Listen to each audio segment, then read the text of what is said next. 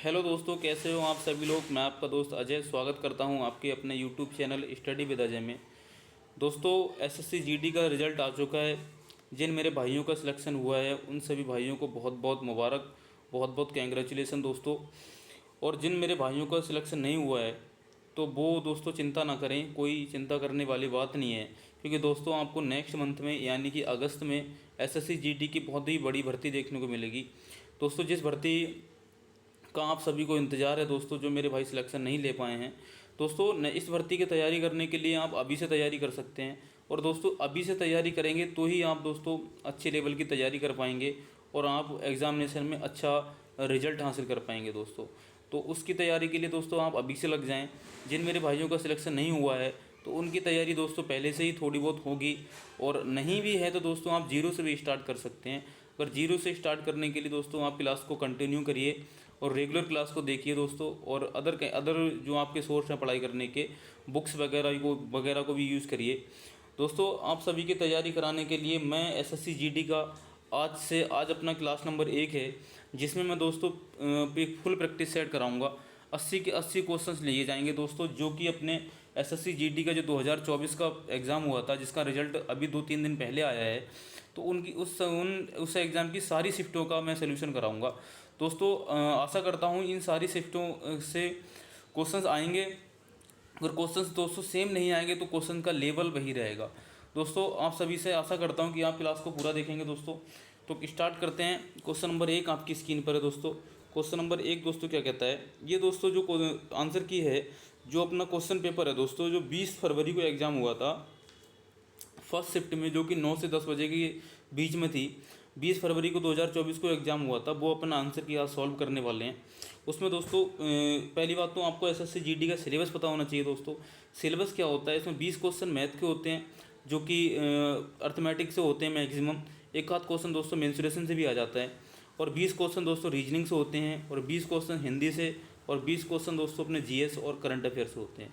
तो दोस्तों आपसे यही कहना चाहूँगा दोस्तों, आप इन चारों सब्जेक्ट पर प्रॉपर ध्यान रखिए, क्योंकि सभी सब्जेक्टों का जो क्वेश्चन ऑफ नंबर है वो सेम ही है। तो सारे सब्जेक्ट पर ध्यान रखने की बहुत ही ज़रूरत है दोस्तों। क्वेश्चन नंबर 1 अपन स्टार्ट करेंगे, जो कि है रीजनिंग से दोस्तों। क्वेश्चन नंबर 1 ये क्या कहता है कि एक निश्चित कूट भाषा में फोर्स को इतना लिखा जाता है दोस्तों। इस प्रकार क्वेश्चन आपको देखने के लिए एग्जाम में मिलेंगे। तो इन्हें सॉल्व करने का तरीका क्या है दोस्तों, यहाँ पर फोर्स को दोस्तों क्या लिखा गया है, एक सेकंड दोस्तों, फोर्स को दोस्तों लिखा गया है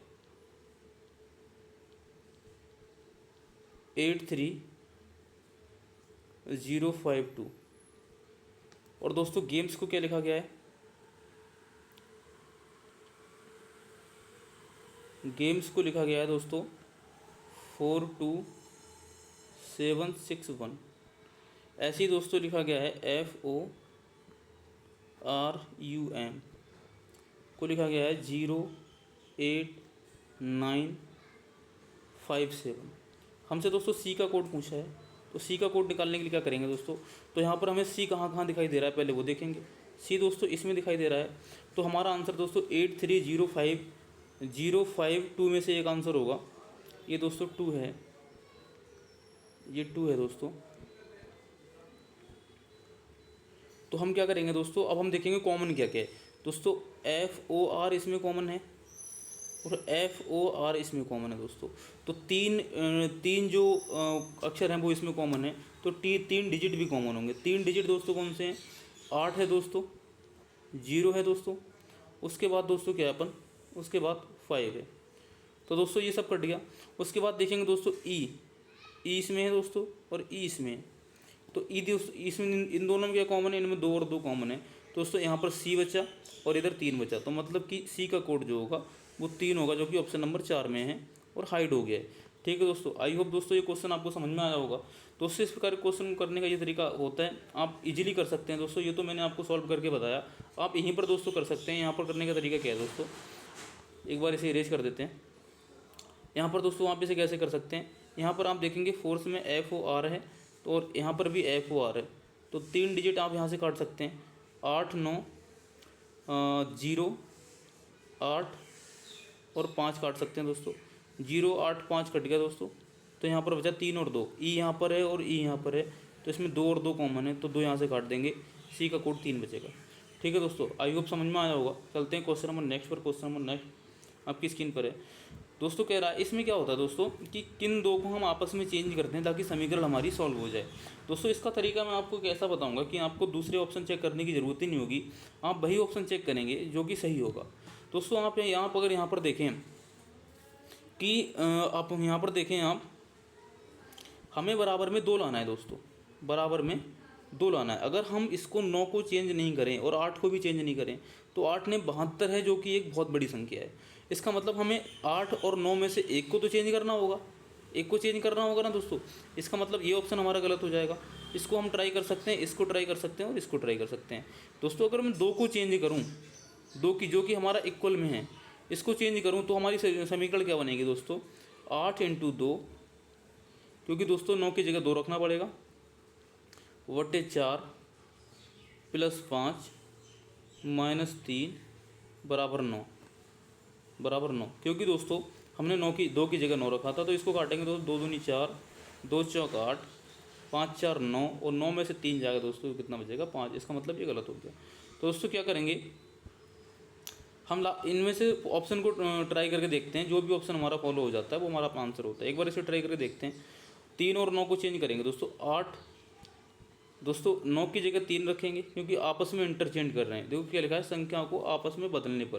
तो 9 की जगह 3 रखेंगे दोस्तों, वट्टे में 4 रखेंगे, ठीक है दोस्तों, और +5 माइनस दोस्तों 3 की जगह 9 रखेंगे, बराबर हमारा 2 आना चाहिए। तो कितना हो जाएगा, 4 दूनी 8, 3 दूनी 6, और +5, 6 5 11 -9, 11 में से दोस्तों 9 जाएंगे तो बराबर 2 आएगा। इसका मतलब कि हमारा जो हमारा ऑप्शन नंबर 4 है वो हमारा करेक्ट है। आई होप दोस्तों समझ में आया होगा। क्वेश्चन नंबर नेक्स्ट पर चलते हैं। क्वेश्चन नंबर नेक्स्ट क्या कहता है, क्वेश्चन नंबर नेक्स्ट है दोस्तों, ये जो दे रखा है क्वेश्चन नंबर नेक्स्ट है दोस्तों, अल्फ़ाबेट से क्वेश्चन है दोस्तों। इसमें क्या है, आप अगर देखें दोस्तों, यहाँ पर क्वेश्चन मार्क की जगह क्या आएगा, ये निकालना होता है। तो उससे इसमें क्या होगा, आप अगर देखें तो टी के बाद यू आया, UVWXY, तो यहाँ पर दोस्तों वाई होगा हमारा। उसके बाद देखें दोस्तों JKL 2 प्लस किए, MNOPQRST, तो वाई के बाद टी होगा। तो YT मतलब ये ऑप्शन गलत हो गया, ये ऑप्शन गलत हो गया। हमारा ऑप्शन क्या बचा, दूसरा और तीसरा। इसमें दोस्तों YTV तो कॉमन है, YTV कॉमन है, लास्ट में 20 और 21 है। तो हम तीसरे वाले जो उसको चेक नहीं करेंगे, लास्ट वाले डिजिट को चेक करेंगे। लास्ट वाला डिजिट क्या है दोस्तों, 10 2 12, 12 2 14, 14 2 16, 16 2 18, 18 2 20। तो इसका मतलब हमारा लास्ट में 20 होगा। लास्ट में 20 कौन सा ऑप्शन है, अपना 2, ऑप्शन नंबर 2 अपना करेक्ट आंसर हो जाएगा। आई होप दोस्तों का क्वेश्चन समझ में आया होगा। क्वेश्चन नंबर नेक्स्ट पर चलते हैं। क्वेश्चन नंबर नेक्स्ट क्या कहता है, क्वेश्चन नंबर नेक्स्ट आपकी स्क्रीन पर है दोस्तों। क्लास अगर अच्छी लगती हो, क्लास पसंद आती हो तो क्लास को लाइक करें दोस्तों, और चैनल को सब्सक्राइब करना ना भूलें दोस्तों। क्लास को शेयर भी करें दोस्तों। अगर आपको कोई भी क्वेश्चन में डाउट है और कोई क्वेश्चन सॉल्व करने में आपको प्रॉब्लम आ रही है, तो इसी वीडियो के डिस्क्रिप्शन में मेरे व्हाट्सअप ग्रुप का लिंक है और मेरा मोबाइल नंबर भी है, जिस पर आप क्वेश्चन को व्हाट्सअप कर सकते हैं। उसका सोल्यूशन दोस्तों आपको मैं जितना जल्दी हो पाएगा उतना जल्दी आपको आप तक पहुँचाऊँगा। ठीक है दोस्तों, आपके जैसे बहुत सारे स्टूडेंट व्हाट्सअप ग्रुप में ज्वाइन हो चुके हैं, तो उस व्हाट्सअप ग्रुप में ज्वाइन हो दोस्तों, और अपने क्वेश्चंस के डाउट आप सब पूछ सकते हैं वहाँ पे। ठीक है दोस्तों, क्वेश्चन नंबर नेक्स्ट दोस्तों, जो अपने अभी क्वेश्चन किया था सेम क्वेश्चन है। वहाँ पर हमने दोस्तों डिजिट को चेंज किया था, डिजिट को आपस में बदला था। यहाँ पर हम दोस्तों क्या करेंगे, जो साइन होते हैं उसको आपस में बदलेंगे। तो पूछ रहा है कौन से साइन को आपस में बदल दें ताकि हमारी जो समीकरण है, जो इक्वेशन है वो बैलेंस हो जाए। तो इसमें क्या करेंगे दोस्तों, इसमें देखते हैं दोस्तों जो हमारा पूर्णतः डिवाइड हो रहा है उसको कैसे करेंगे दोस्तों। यहाँ पर हम देखते हैं कि 7 या 21 होता है, मतलब कि हमें भाग को नहीं बदलना है क्योंकि भाग पूरा पूरा डिवाइड हो रहा है। अब देखेंगे दोस्तों 7 चौक 28, तो हम भाग वाले को दोनों को काट देंगे, इसे नहीं चेंज करना, इसे नहीं चेंज करना, इसको और इसको एक बार चेक करके देखेंगे। तो ऑप्शन नंबर 1 को हम वेरीफाई करते हैं, 28 प्लस को नहीं छेड़ना, हमें +12 करेंगे, माइनस की जगह गुणा करेंगे दोस्तों, 21 भाग को नहीं छेड़ना क्योंकि भाग हमारा चेंज नहीं हुआ है, और गुणा की जगह माइनस करेंगे दोस्तों। तो ये हमारा समीकरण 60 आना चाहिए। ये कह रहा है 7 × 21, 28 + 12 × 36 हो गया दोस्तों, -4। तो ये कितना हो रहा है दोस्तों, 60। क्योंकि दोस्तों यहाँ से कितना मिलेगा हमें, 32, और 32 और 28 कितना होता है 60। ऑप्शन नंबर ये अपना करेक्ट आंसर हो जाएगा। ऐसे ही आप दोस्तों चारों ऑप्शन वेरीफाई करके देख सकते हैं। दोस्तों इसका तरीका ये होता है, जो भी डिजिट, जैसे 21 और 7 के बीच में दोस्तों डिवाइड का साइन है, तो 7 या 21 पूर्णतः डिवाइड हो रहा है, इसका मतलब 99% चांस है कि इसे हम चेंज नहीं करेंगे। दोस्तों 1% चांस होता है कि इसे भी चेंज करने की ज़रूरत पड़ सकती है। तो पहले दोस्तों वो ऑप्शन चेक करें जो कि हमारे अकॉर्डिंग चेंज नहीं हो रहा है, तो उसे हम चेंज नहीं करेंगे, और बाकी के जो ऑप्शन है उन्हें चेंज करके एक बार वेरीफाई कर लेंगे। ठीक है दोस्तों, क्वेश्चन नंबर नेक्स्ट चलते हैं। क्वेश्चन नंबर नेक्स्ट आपकी स्क्रीन पर है। क्वेश्चन नंबर नेक्स्ट कहता है दोस्तों, 5 मित्र हैं, वेन, क्रिस, डेविड और एमा एक वृत्ताकार मेज के चारों ओर केंद्र की ओर मुख करके बैठे हैं। अलेक्स वेन के ठीक दाईं ओर है बैठा है, क्रिस डेविड के बगल में, अलेक्स क्रिस या डेविड के बगल में अलेक्स नहीं बैठा है, डेविड एमा के ठीक दाएं बैठा है, क्रिस के ठीक दाएं और कौन बैठा है, ये पूछा दोस्तों इस क्वेश्चन को करने का तरीका क्या होता है, 5 मित्र हैं दोस्तों, तो हम एक वृत्ताकार मेज बना लेंगे, जिसमें दोस्तों 2 मित्र यहाँ बैठेंगे, 2 यहाँ बैठेंगे और एक जो बचा वो यहाँ बैठेगा। ठीक है दोस्तों, ये 5 मित्र हो गए दोस्तों। हमारा केंद्र की ओर मुख करके बैठे हैं दोस्तों। अगर केंद्र की ओर मुँह होता है तो हमारा ये जो होता है वो राइट होता है, मतलब इधर को राइट चलेंगे और इधर को लेफ्ट चलेंगे। सेम दोस्तों अगर केंद्र के बाहर मुख होता तो दोस्तों ये हमारा राइट हो जाता, ये हमारा लेफ्ट हो जाता। इतनी बात दोस्तों आपको समझ में आनी चाहिए। दोस्तों अब हम जो क्वेश्चन कह रहा है उसके अकॉर्डिंग चलेंगे। क्वेश्चन क्या कह रहा है दोस्तों, क्वेश्चन कह रहा है एलेक्स वेन के ठीक दाईं ओर बैठा है। दोस्तों वेन अगर मैं यहाँ ले लूँ, वेन अगर इसे ले लूँ यहाँ पर, अलेक्स वेन के ठीक दाईं ओर, तो वेन का दाईं ओर इधर होगा तो अलेक्स यहाँ बैठा होगा। इतनी बात दोस्तों समझ में आई। क्रिस या डेविड के बगल में अलेक्स नहीं बैठा। दोस्तों क्रिस ना तो यहाँ क्रिस होगा ना ही डेविड यहाँ होगा, क्योंकि इस अलेक्स के बगल में क्रिस या डेविड नहीं बैठा है। तो दोस्तों क्रिस या डेविड यहाँ, क्रिस या डेविड को यहाँ नहीं बैठा सकता, तो बचा क्या दोस्तों, एमा बचा। तो इसका मतलब एमा यहाँ बैठेगी, क्योंकि दोस्तों एलेक्स के बगल में, इसका बगल ये है ना, तो एलेक्स के बगल में क्रिस या डेविड नहीं बैठेगा, तो जो मेंबर बचा, जो 5वां बचा वो बचा एमा। इसका मतलब एलेक्स के बगल में एमा बैठेगी दोस्तों। इतनी बात आपको समझ में आनी चाहिए। डेविड एमा के ठीक दाईं ओर है, तो दोस्तों एमा का दायां हाथ इधर होगा, तो एमा के दाईं ओर कौन है, डेविड, तो यहाँ पर डेविड हो गया दोस्तों। और दोस्तों जो हमारा बचा वो बचा क्रिस, तो यहाँ पर क्रिस हो गया। ठीक है दोस्तों, हमसे पूछा गया क्रिस के ठीक दाईं ओर कौन बैठा है, तो क्रिस के दाईं ओर कौन है, वेन, जो कि ऑप्शन नंबर 3 में है। ऑप्शन नंबर 3 अपना करेक्ट आंसर है दोस्तों आई होप क्वेश्चन समझ में आया होगा। दोस्तों अगर कोई भी क्वेश्चन में आपको डाउट है, आपके समझ नहीं आता, तो एक बार पीछे की क्लास देखें, फिर भी समझ नहीं आता दोस्तों, तो मेरे को व्हाट्सअप मैसेज कर सकते हैं, मैं आपको स्पेशली आपको रिप्लाई करके एक अच्छे से समझा के आपको बता दूंगा। क्वेश्चन नंबर नेक्स्ट आपकी स्क्रीन पर है। क्वेश्चन नंबर नेक्स्ट दोस्तों रिलेशन से क्वेश्चन है। जिस प्रकार दोस्तों साइकिल का संबंध पैडल से होता है, जैसे साइकिल को पैडल से चलाया जाता है, वैसे ही दोस्तों कार में पहिया होता है, कार पहिए से चलती है। ठीक है दोस्तों, कार में दरवाज़ा नहीं होता, कार में करछा नहीं होता, कार में हथौड़ा नहीं होता, कार से संबंधित पहिया है, तो पहिया अपना करेक्ट आंसर हो जाएगा दोस्तों। क्वेश्चन नंबर नेक्स्ट आपकी स्क्रीन पर है। क्वेश्चन नंबर नेक्स्ट होता है दोस्तों, इसमें लिखा होता है कि ये जो संरचना है वो कौन से वाले ऑप्शन में हमें दिखाई दे रही है। मैंने दोस्तों इसकी जो हिंदी है, इसका जो क्वेश्चन है वो मैंने कट कर दिया है, क्योंकि दोस्तों इसमें आपको स्ट्रक्चर साफ नहीं दिखती। आई होप दोस्तों इस प्रकार के क्वेश्चन आपने पहले भी देखे होंगे, अगर नहीं देखे हैं दोस्तों तो आप दोस्तों यहाँ पर कर सकते हैं। दोस्तों इसमें क्या है, इस प्रकार की स्ट्रक्चर आपको जहाँ भी दिख रही है वो अपना करेक्ट आंसर हो जाता है। दोस्तों इसमें तो बिल्कुल नहीं दिख रही, इसमें भी नहीं दिख रही और इसमें भी नहीं दिख रही। ऑप्शन नंबर 1 में ये दोस्तों, ये जो स्ट्रक्चर है, ये तो स्ट्रक्चर है, वही हमारी क्वेश्चन पूछी है। ऑप्शन नंबर 1 अपना करेक्ट आंसर हो जाएगा। दोस्तों इस प्रकार क्वेश्चन में आपको ऑप्शन को डीपली देखना पड़ता है, तो इजीली आप फाइंड कर सकते हैं। क्वेश्चन नंबर नेक्स्ट आपकी स्क्रीन पर है। क्वेश्चन नंबर नेक्स्ट है दोस्तों, इसमें क्या होता है, आपको जो अल्फ़ाबेट होते हैं उसके अकॉर्डिंग इन अक्षर को लगाना पड़ता है दोस्तों। जैसे कि आप देखें तो डी जो है वो सब में कॉमन है, उसके बाद ई भी कॉमन है, उसके बाद क्या है ए और ए, मतलब डी ई ए तक सब में कॉमन है ना। तो चौथा अक्षर देखेंगे दोस्तों, आर है यहाँ पर एन है, तो आर और एन में से पहले कौन आता है, एन आता है। उसके बाद दोस्तों एल है, और एल एन से भी पहले आता है, और उसके बाद डी है, और उसके बाद एच है। तो दोस्तों इसमें क्या है, सबसे पहले इनमें से कौन सा आ रहा है, डी आ रहा है, क्योंकि दोस्तों जहाँ तक कॉमन होते हैं, जैसे डी ई ए तक पाँचों में कॉमन थे, तो हम यहाँ पर दोस्तों क्या करेंगे, वहाँ तक नहीं देखेंगे, हम देखेंगे 5वां जो अल्फ़ाबेट है वो कौन सा है। 5वां अल्फ़ाबेट पहले में था आर, फिर एन, फिर एल, फिर डी, फिर एच। तो इन पाँचों में से जो सबसे पहले आएगा उसे हम पहले पे लेंगे, फिर दोस्तों इसके बाद क्या आएगा, डी के बाद सबसे पहले क्या आता है, D E F G H, H आता है ना दोस्तों, तो इसमें लास्ट अल्फ़ाबेट एच है, तो इसके बाद 4 के बाद 5 आ जाएगा, D E F G H. दोस्तों इसमें 6 अल्फ़ाबेट है, इसलिए एच को नहीं लेंगे क्योंकि वहाँ पर टी है, क्योंकि यहाँ पर टी है दोस्तों।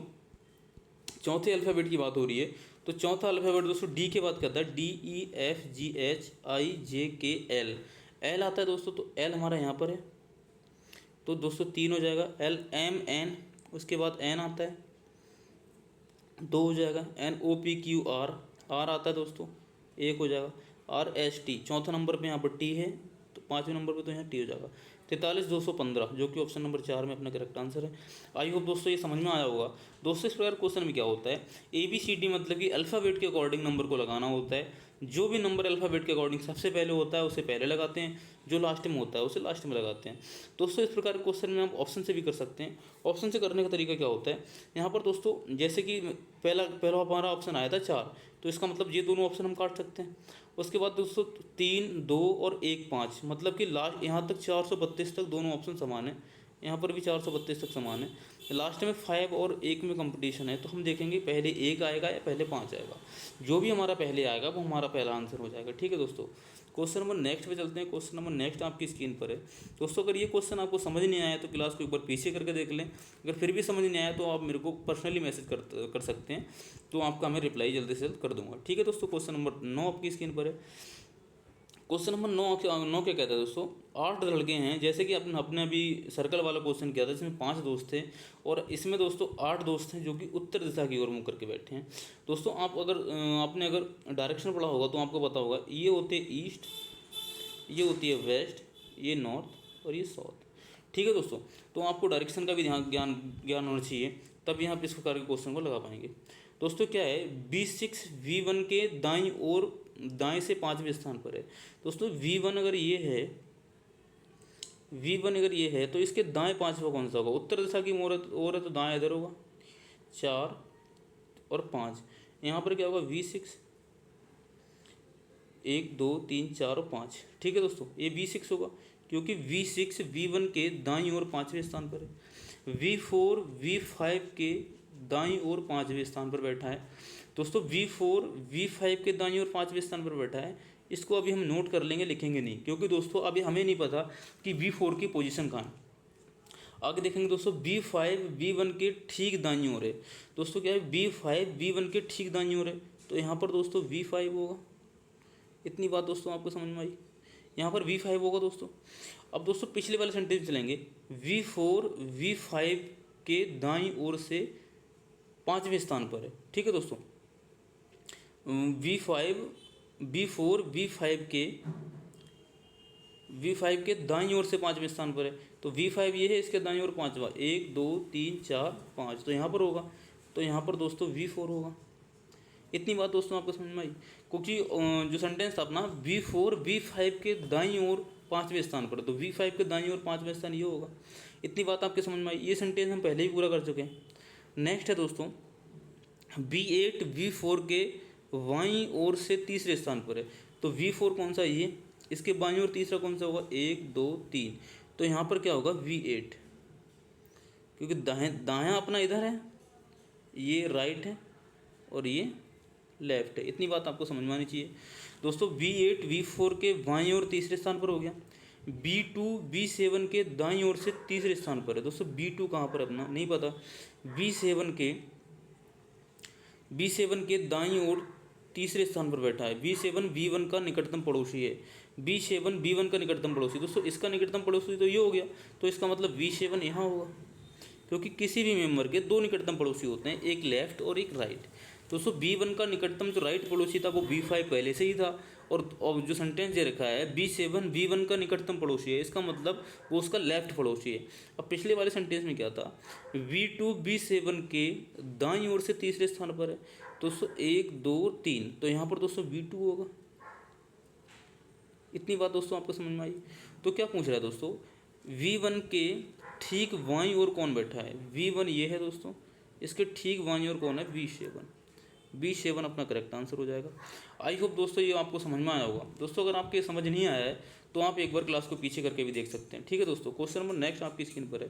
दोस्तों अगर क्लास आपको अच्छी लगती है तो क्लास को लाइक करें दोस्तों, चैनल को सब्सक्राइब भी करें दोस्तों, और इसी प्रकार की वीडियो देखने के लिए बेल आइकन को भी प्रेस करें ताकि आपको आने वाली वीडियो का नोटिफिकेशन आ जाए दोस्तों। ठीक है, और नेक्स्ट क्वेश्चन आपका है नंबर सीरीज से, जिसमें आपको दे रखा है 142, 150 और 123, 187 और 62। दोस्तों इस सीरीज को मैं अलग से बना लेता हूँ ताकि आपको इजीली समझ आ जाए। 150, 123, एक सेकंड दोस्तों, ये 23 में 2 और 3 थोड़ा सा, 123 और उसके बाद 187 और 62। ठीक है दोस्तों, यहाँ पर अगर आप देखें दोस्तों तो +8 किया है, यहाँ पर अगर आप देखें दोस्तों तो -27 किया है, यहाँ पर आप देखें दोस्तों तो कितना किया दोस्तों, +64 किया है, और यहाँ पर आप देखें दोस्तों -125 किया है। इतनी बात आपको समझ में आई दोस्तों। यहाँ पर इसे देख के आप क्या समझते हैं, ये दोस्तों 2 का क्यूब है, ये 3 का क्यूब है, और ये 4 का क्यूब है, और ये 5 का क्यूब है। तो इतनी बात दोस्तों आपको समझ में आई कि पहले प्लस हो रहा है, फिर माइनस, फिर प्लस, फिर माइनस। तो यहाँ पर दोस्तों अगर 2, 3, 4 और 5 का क्यूब, यहाँ पर 5 का क्यूब माइनस हुआ है तो अगले वाले में 6 का क्यूब दोस्तों प्लस होगा। दोस्तों 62 प्लस 6 का क्यूब क्या होता है, 6 जंग 36 होगा 216। तो 216 को अगर मैं इसमें ऐड कर दूंगा तो क्या होगा, 6 2 8, और 8 में यूनिट डिजिट हमारा ऑप्शन नंबर 4 में मिल रहा है, और 6 1 7 278 अपना करेक्ट आंसर होगा। इस सीरीज में जो पैटर्न लग रहा था वो लग रहा था दोस्तों, पहले 2 का क्यूब प्लस करना है, फिर 3 का क्यूब माइनस, फिर 4 का क्यूब प्लस, फिर 5 का क्यूब माइनस, फिर 6 का क्यूब प्लस। दोस्तों ये क्वेश्चन आपके समझ में आया होगा। क्वेश्चन नंबर नेक्स्ट आपकी स्क्रीन पर है दोस्तों। क्वेश्चन नंबर नेक्स्ट क्या है, क्वेश्चन नंबर नेक्स्ट है दोस्तों, इस प्रकार क्वेश्चन आपने पहले भी सॉल्व किए होंगे, अगर नहीं भी किए दोस्तों आप 0 से तैयारी कर रहे हैं, कोई दिक्कत नहीं, उसमें मैं आपके साथ हूँ दोस्तों। मैं आपकी तैयारी को इस लेवल तक पहुँचाऊँगा कि आप फाइनल सिलेक्शन तक ले जा सकते हैं दोस्तों। पहले वाले आप जो बॉक्स है उसमें देखते हैं एक सिंगल स्ट्रक्चर ऐसी है, दूसरे वाले बॉक्स में दोस्तों इस स्ट्रक्चर को हमने एक तरफ इधर बढ़ा दिया है, फिर तीसरे वाले स्ट्रक्चर में हमने इसको सेम रखा है पर एक बार इसे बढ़ा दिया है, फिर चौथे वाले स्ट्रक्चर में क्या किया दोस्तों, हमने इसको सेम रखा है इस वाली को, फिर इसको मिला दिया है। तो 5वें स्ट्रक्चर में ये बॉक्स तो होगा, ये बॉक्स तो होगा, पर एक जो एक और भी होगी इसमें दोस्तों। ये गलत हो गया, ये गलत हो गया, ये गलत हो गया, ऑप्शन नंबर 3 अपना करेक्ट आंसर हो गया, क्योंकि हर स्टेप में हम एक उसको बढ़ा रहे थे, हर स्टेप में एक को बढ़ा रहे थे। इसका मतलब जो चौथी स्टेप है उसमें भी हम एक को ही बढ़ाएंगे। क्वेश्चन नंबर नेक्स्ट आपकी स्क्रीन पर है। क्वेश्चन नंबर नेक्स्ट दोस्तों क्या कहता है, क्वेश्चन नंबर नेक्स्ट है क्यू भाग के। दोस्तों इसमें रिलेशन दे रखे होते हैं, जैसे कि आई गुणा जे का अर्थ है आई जे की माँ है, फिर आई प्लस जे का अर्थ है आई जे का पति है। दोस्तों ऐसे ही सिंबल के रिलेशन दे रखे होते हैं, तो आपको उसके अकॉर्डिंग सॉल्व करना होता है। जैसे कि दोस्तों क्यू भाग एक्स, तो क्यू लिखेंगे दोस्तों। अब दोस्तों भाग का जो है दोस्तों, भाग का मतलब क्या है, अब ऊपर दोस्तों हम देखेंगे, जैसे कि भाग का मतलब दे रखा है आई भाग जे का अर्थ है आई जे की बहन है। दोस्तों क्यू जो है बहन होगी किसकी, एक्स की।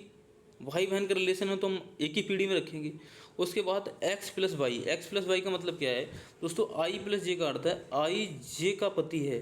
तो दोस्तों जो एक्स है वो पति है, किसका पति है दोस्तों, वाई का। पति के रिलेशन को हम ऐसे दर्शाते हैं, पति है तो एक सेम पीढ़ी का होगा, इसलिए हमने पीढ़ी को ऊपर नीचे नहीं करा, जनरेशन को हमने सेम रखा। वाई गुणा जेड, गुणा का दोस्तों मतलब क्या है, आई जे की माँ है, तो जो वाई है दोस्तों, आई गुणा जे का अर्थ है आई जे की माँ है। तो दोस्तों वाई गुणा जेड का मतलब होगा वाई जो है, बाई जो है वो माँ है किसकी, बाई माँ है किसकी दोस्तों, जेड की। तो दोस्तों जेड की माँ है तो वाई का जो बेटा होगा, बाई की जो संतान होगी वो नीचे होगी, उससे नीचे वाली जनरेशन में होगी। तो यहाँ पर दोस्तों पूछा है क्यू का जेड से क्या संबंध है। दोस्तों ये क्यू का पिता हो गया, एक्स क्यू का पिता हो गया, और पिता की बहन क्या होती है दोस्तों, बुआ। यहाँ पर डायरेक्ट पिता की बहन दे रखा है, तो ऑप्शन नंबर 3 अपना करेक्ट आंसर हो जाएगा। चलते हैं क्वेश्चन नंबर नेक्स्ट पर। क्वेश्चन नंबर नेक्स्ट आपकी स्क्रीन पर है।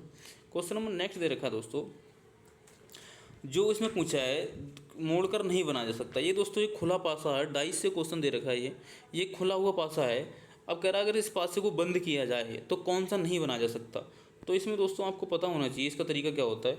इसमें दोस्तों अपोजिट होता है और किसी भी पासे की दो अपोजिट फलक सामने दिखाई नहीं दे सकती। तो अपोजिट कैसे निकालते हैं दोस्तों, एक्स का जो अपोजिट, प्लस का जो अपोजिट होगा वो परसेंटेज होगा, माइनस का जो अपोजिट होगा वो ये सिंबल होगा, और जीरो का जो अपोजिट होगा वो ये होगा। मतलब कि जो एक दूसरे के अपोजिट हैं वो फ्रंट साइड में नहीं दिखने चाहिए। अब यहाँ पर दोस्तों परसेंटेज का अपोजिट क्या है, प्लस, इसका मतलब परसेंटेज के साथ प्लस नहीं है। और जीरो का अपोजिट है एट द रेट, जीरो के साथ एट द रेट भी नहीं है, इसका मतलब ये भी बन सकता है। ठीक है दोस्तों।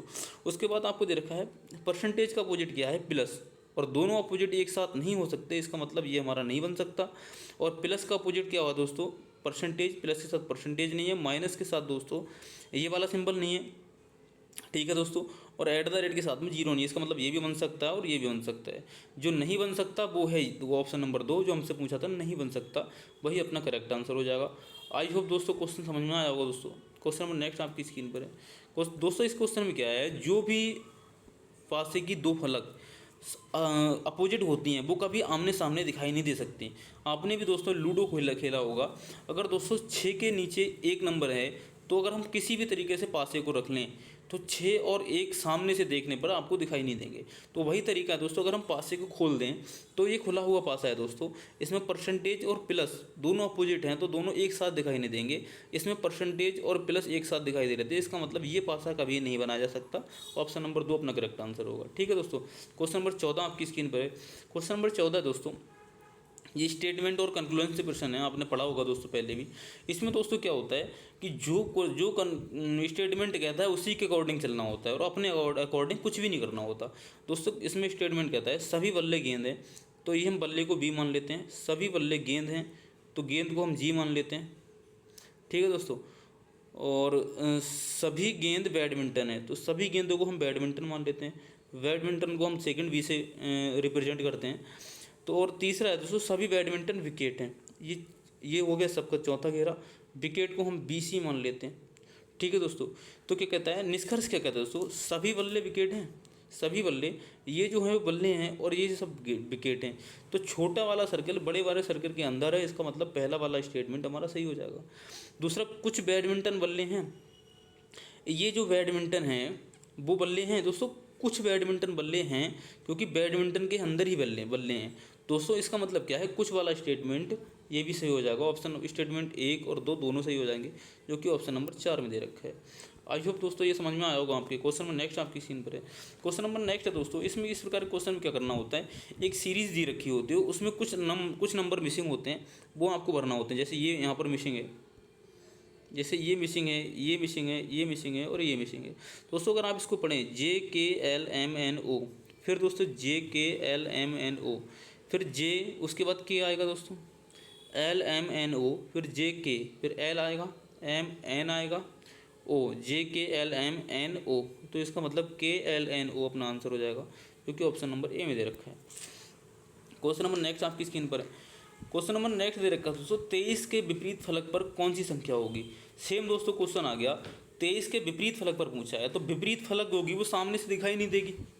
अभी मैंने दोस्तों डाइस का क्वेश्चन कराया था, उसमें बताया था कि विपरीत जो फलक होती है वो सामने दिखाई नहीं देती है। इसका मतलब क्या है, 23 के विपरीत फलक पर पूछा है, इसके साथ में 25 दिखाई दे रहा है, 25 अपना आंसर नहीं होगा। इसके साथ में 22 दिखाई दे रहा है, 22 अपना आंसर नहीं होगा। 23 के साथ में 21 दिखाई दे रहा है, 21 अपना आंसर नहीं होगा। 23 के साथ में 26 दिखाई दे रहा है, 26 अपना आंसर नहीं होगा। 23 के साथ में आपको 24 दिखाई नहीं दे रहा है, इसका मतलब 23 का जो अपोजिट होगा वो 24 होगा, क्योंकि अपोजिट जो नंबर होता है वो सामने से दिखाई नहीं देता है। इसका मतलब 23 का जो विपरीत होगा वो 24 होगा। ठीक है दोस्तों। क्वेश्चन नंबर नेक्स्ट पे चलते हैं। क्वेश्चन नंबर नेक्स्ट आपकी स्क्रीन पर है। क्वेश्चन नंबर नेक्स्ट है दोस्तों, लैंप को, ये दोस्तों LAMP, लैंप को दोस्तों क्या रखा जाता है, IWJ और L। दोस्तों लॉक्स को क्या लिखा जाएगा, ये पूछा है दोस्तों, IJKL, मतलब कि -2। दोस्तों ऐसे ही यहाँ पर भी आ जाएगा क्योंकि L यहाँ पर है। उसके बाद दोस्तों W से हम A पर कैसे जाएंगे, WXYZA, मतलब कि -4। मतलब अगर ए में मैं -4 कर दूं तो मैं W पर पहुंच जाऊंगा। ऐसे ही दोस्तों 15 में अगर मैं -4 कर दूं, 15 का जो नंबर होता है वो होता है ओ का जो नंबर होता है वो 15, और 15 में से दोस्तों अगर -4 करूँगा 11 होता है, तो 11 नंबर पे मेरा के आता है। ठीक है दोस्तों। ऐसे ही जी है दोस्तों, जे से एम से जे पर मैं कैसे पहुंचूंगा? तो दोस्तों अगर मैं जे एम में से कितने माइनस करूं, जे के एल एम 3 माइनस करूं दोस्तों, तो इसका मतलब मैं अगर जी में से भी 3 माइनस करूं, जी होता है 7 नंबर पर, 7 में से 3 अगर माइनस कर दूंगा तो 4 आएगा, और 4 नंबर पर क्या आता है? डी। तो आई के डी दोस्तों 2 ऑप्शन मैच हो रहे हैं, इसका मतलब ये गलत हो गया, ए गलत हो गया, तो लास्ट वाला भी मैं निकालूंगा। पी से एल पे कैसे पहुंचूंगा दोस्तों? J K L L M N O P, मतलब कि 4 माइनस करेंगे। एस में से अगर मैं 4 माइनस करूँगा तो एस कितने पे होता है दोस्तों? एस टी 19 पे होता है। 19 में से 4 माइनस करूँगा तो क्या आएगा? 15। 15 पे मतलब ओ होता है। तो आई के डी ओ अपना करेक्ट आंसर हो जाएगा, जो कि ऑप्शन नंबर 4 में दे रखा है। इसमें दोस्तों जो पैटर्न लग रहा था वो -4, -3, -4 और -3। आई होप दोस्तों ये पैटर्न आपको समझ में आया होगा। क्वेश्चन नंबर नेक्स्ट आपकी स्क्रीन पर। क्वेश्चन नंबर नेक्स्ट दोस्तों सीरीज से जो कि श्रृंखला से दिया गया है, उसमें जो क्वेश्चन मार्क है उसकी जगह क्या आएगा वो आपको निकालना है। दोस्तों सीरीज क्या है एक बार अलग लिख लेते हैं, आपको जल्दी समझ आएगा। तो सीरीज है 8, 18, एक सेकंड इरेज कर लेते हैं, 8, 18, 38 और 78 और 158। एक बात आपको समझ में आनी चाहिए यहाँ से देख के, क्योंकि यूनिट डिजिट है वो 8, 8 और 8 है। यहाँ पर दोस्तों 18 कैसे बना सकता हूँ? गुणा 2 प्लस 2 करके, क्योंकि 8 दूनी 16, 2 18। 38 कैसे बना सकता हूँ? गुणा 2 और प्लस 2, 18 दूनी 36 और प्लस 2 38। 38 से 78, 38 दूनी 76 प्लस 2। इसका मतलब क्या है? जो सिस्टम चल रहा है, जो सीरीज चल रही है, जो पैटर्न चल रहा है वो है दोस्तों गुणा 2 और प्लस 2। ऐसे मुझे 158 से अगले जाना है, तो 158 में मैं दोस्तों गुणा 2 करूँगा, 158 गुणा 2 और प्लस 2, तो ये कितना हो जाएगा दोस्तों? 2 8 16, 2 5 10 1 11, 2 1 2 और 1 3, 3 से 16 प्लस 2 318 अपना करेक्ट आंसर हो जाएगा, जो कि ऑप्शन नंबर 4 में था। इसमें पैटर्न क्या था दोस्तों?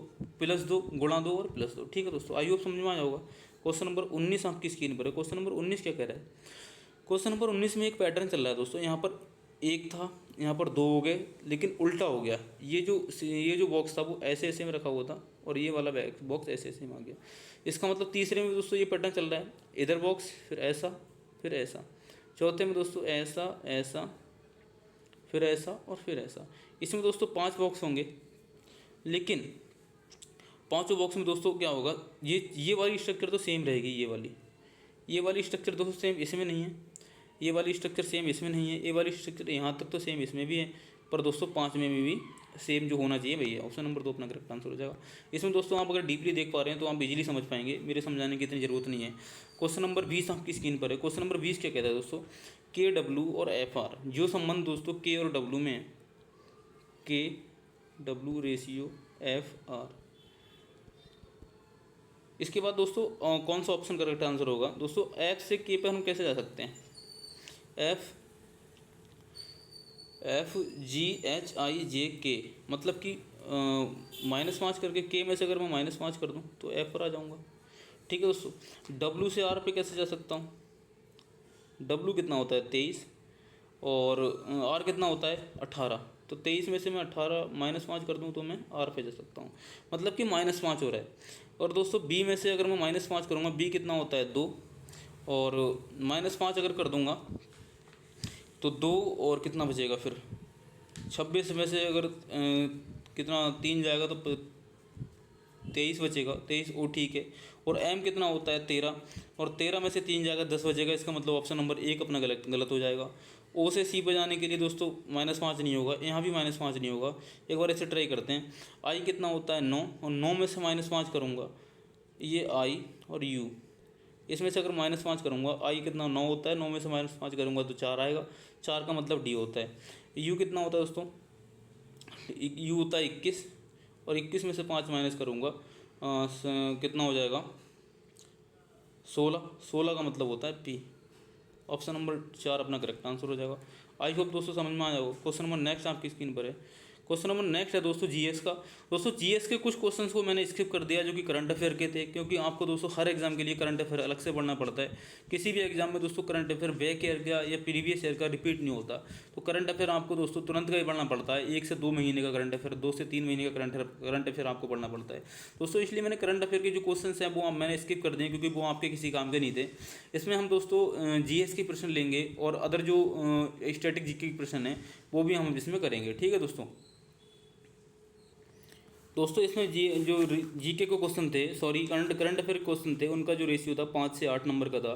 तो इसमें अपन दोस्तों जो 20 नंबर की जीएस आती है उसमें से 12 से 15 क्वेश्चन करने वाले हैं दोस्तों। 12 से 15 क्वेश्चन तो नॉर्मल है, पर इस क्लास में मैं आपको उनसे रिलेटेड कम से कम 100 क्वेश्चन करा दूंगा जीएस के, जो आपके अदर एग्जाम के लिए बहुत ही ज़्यादा इंपॉर्टेंट होंगे दोस्तों। पहला क्वेश्चन आपकी स्क्रीन पर है। 2015 में भारत के योजना आयोग को किसके स्थान पर, किस संस्था के स्थान पर स्थापना की गई थी दोस्तों। योजना आयोग के स्थान पर कौन सी संस्था बनाई गई थी ये पूछ रहा है। आपका करेक्ट आंसर तो नीति आयोग हो जाएगा। पर आपको दोस्तों ये भी पता होना चाहिए कि योजना आयोग क्या था और योजना आयोग से नीति आयोग कैसे बना, योजना आयोग की स्थापना कब हुई, किसने की, ये सारा आपको योजना आयोग से पता होना चाहिए। तो योजना आयोग से संबंधित सारे प्रश्न मैं आपको दोस्तों करा दूंगा दोस्तों। योजना आयोग को क्या बोलते हैं, प्लानिंग कमीशन बोलते हैं। तो मैं दोस्तों पीसी लिख देता हूँ, आपके शायद समझ में आना चाहिए। योजना आयोग यहाँ पर मैं लिख भी देता हूँ, योजना आयोग, ठीक है दोस्तों। योजना आयोग, इसकी जो स्थापना हुई थी दोस्तों 1950 में दोस्तों इसकी स्थापना हुई थी और डेट थी 15 मार्च 1950 को स्थापना हुई थी। पीएम कौन थे इस टाइम, नेहरू जी थे, आपको पता होगा दोस्तों। पीएम नेहरू जी थे।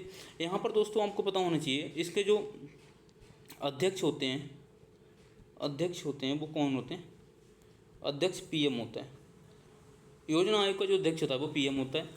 और दोस्तों इसका जो मतलब क्या था बनाने का, प्लानिंग कमीशन जो योजना आयोग बनाया था, इसका मतलब था, जो इसका उद्देश्य था दोस्तों उत्पादन को बढ़ावा देना,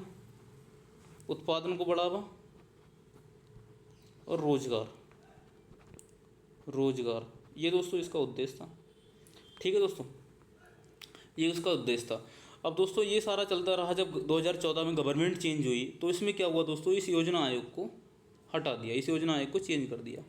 2014 में इसको रद्द किया, इसको जो योजना आयोग को रद्द किया गया वो 2014 में।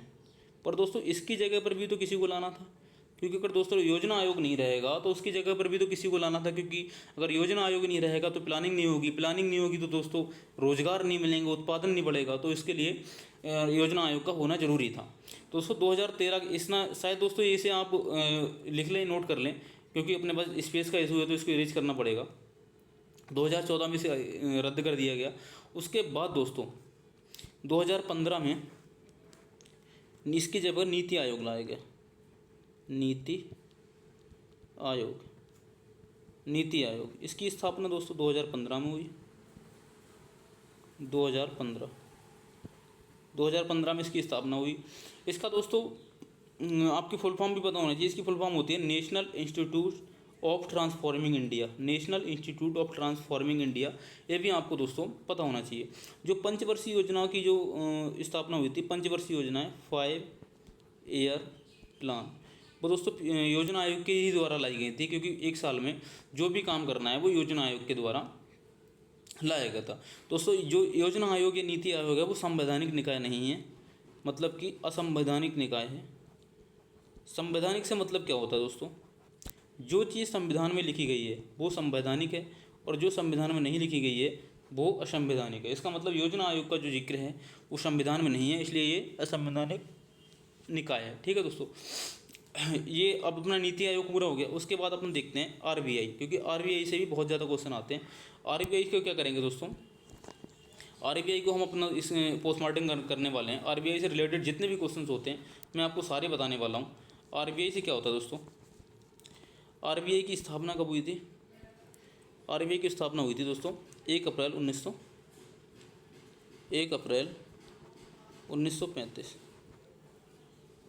और 1934 का अधिनियम था।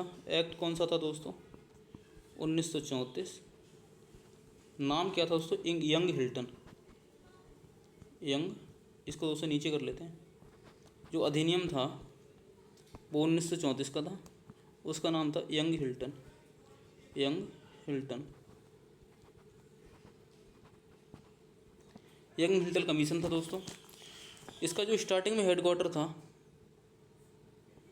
स्टार्टिंग हेडक्वार्टर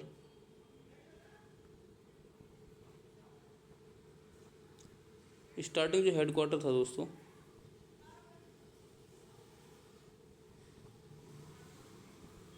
वो कोलकाता था। कोलकाता।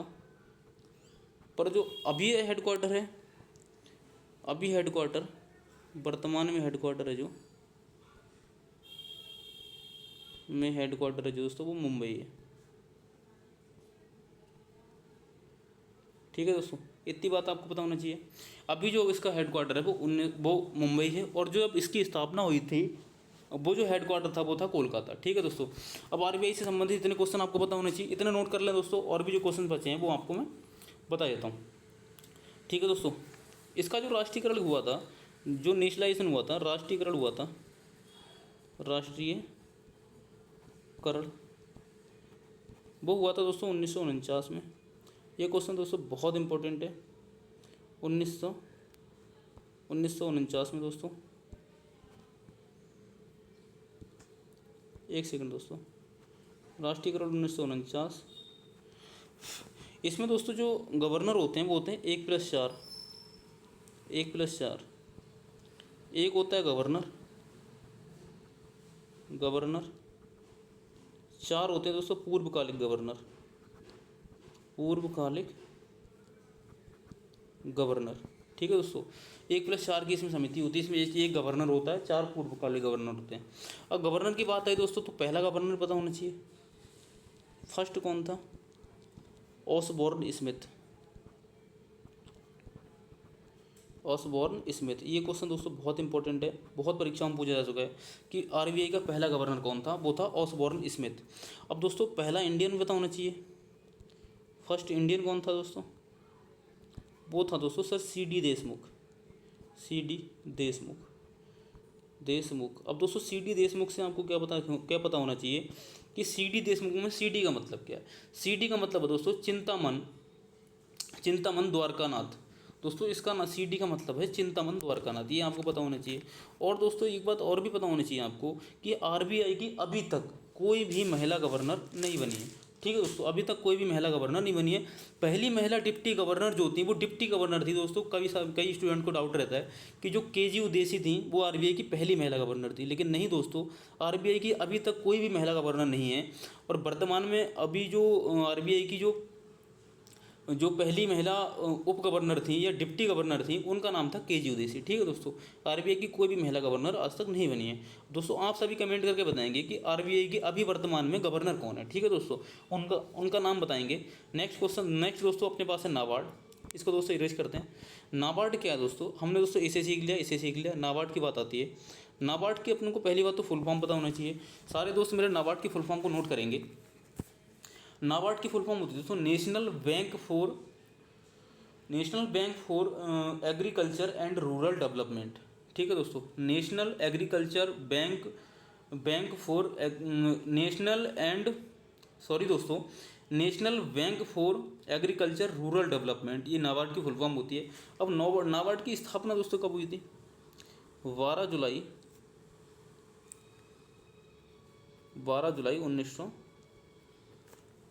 1982 को इसकी स्थापना हुई थी। और दोस्तों इसकी स्थापना से संबंधित समिति कौन सी थी? इसकी स्थापना से संबंधित समिति थी, उसका नाम था शिवरमन समिति। किसकी सहायता से हुई थी?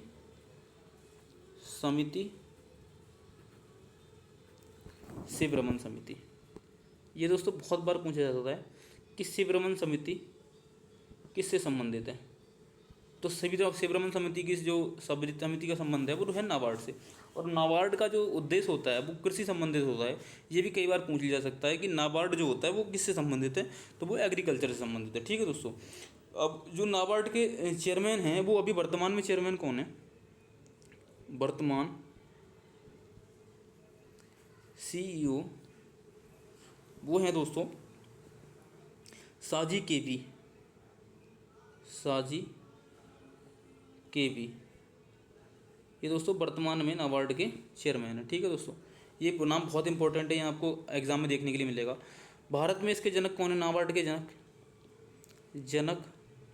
जनक मतलब नाबार्ड की जो स्थापना जो किसके उद्देश्य से हुई थी, वो हैं दोस्तों नाबार्ड के जो जनक हैं बी शिवरमन, जिसकी जो समिति थी दोस्तों वही इसके जनक है, क्योंकि जो जनक होता है उसके नाम पर ही समिति का नाम पड़ा था, शिवरमन समिति से इसकी स्थापना हुई थी। भारत में इसके जनक जो हैं वो बी शिवरमन जी हैं। हेडक्वार्टर इसका दोस्तों जैसे कि आपको पता है आरबीआई का हेडक्वार्टर मुंबई, इसका भी हेडक्वार्टर मुंबई है। ठीक है दोस्तों, ये आपको पता होना चाहिए। उसके बाद दोस्तों फर्स्ट सीईओ इसके कौन थे? जैसे अभी तो इसके सीईओ हैं जो साजी के भी हैं, फर्स्ट कौन थे दोस्तों, ये भी आपको पता होना चाहिए। फर्स्ट जो थे दोस्तों वो थे एम नरसिम्हन। दोस्तों आप अपने नोट्स को अच्छे से बना सकते हैं, यहाँ पर थोड़े पेन भी इतने अच्छे से नहीं चल पाता, और दोस्तों मैं जो बोल रहा हूँ उसको दोस्तों सुनने की कोशिश करें, और जो डिस्प्ले पे लिखा जा रहा है वो आप दोस्तों समझ पाएँ तो बहुत अच्छी बात है। नेक्स्ट जो अपनी जो संस्था बचती है वो है सेबी दोस्तों क्या है, इसको इरेज करते हैं एक बार इरेज करते हैं। अपनों ने दोस्तों इसके बारे में पूरा सीख लिया, आरबीआई के बारे में पूरा सीख लिया, और नाबार्ड के बारे में पूरा सीख लिया। अब सेबी बचता है। सेबी क्या होता है दोस्तों? पहली बात तो आपको सेबी की फुल फॉर्म पता होना चाहिए। सेबी की फुल फॉर्म दोस्तों होती है securities and exchange board of India. Securities and exchange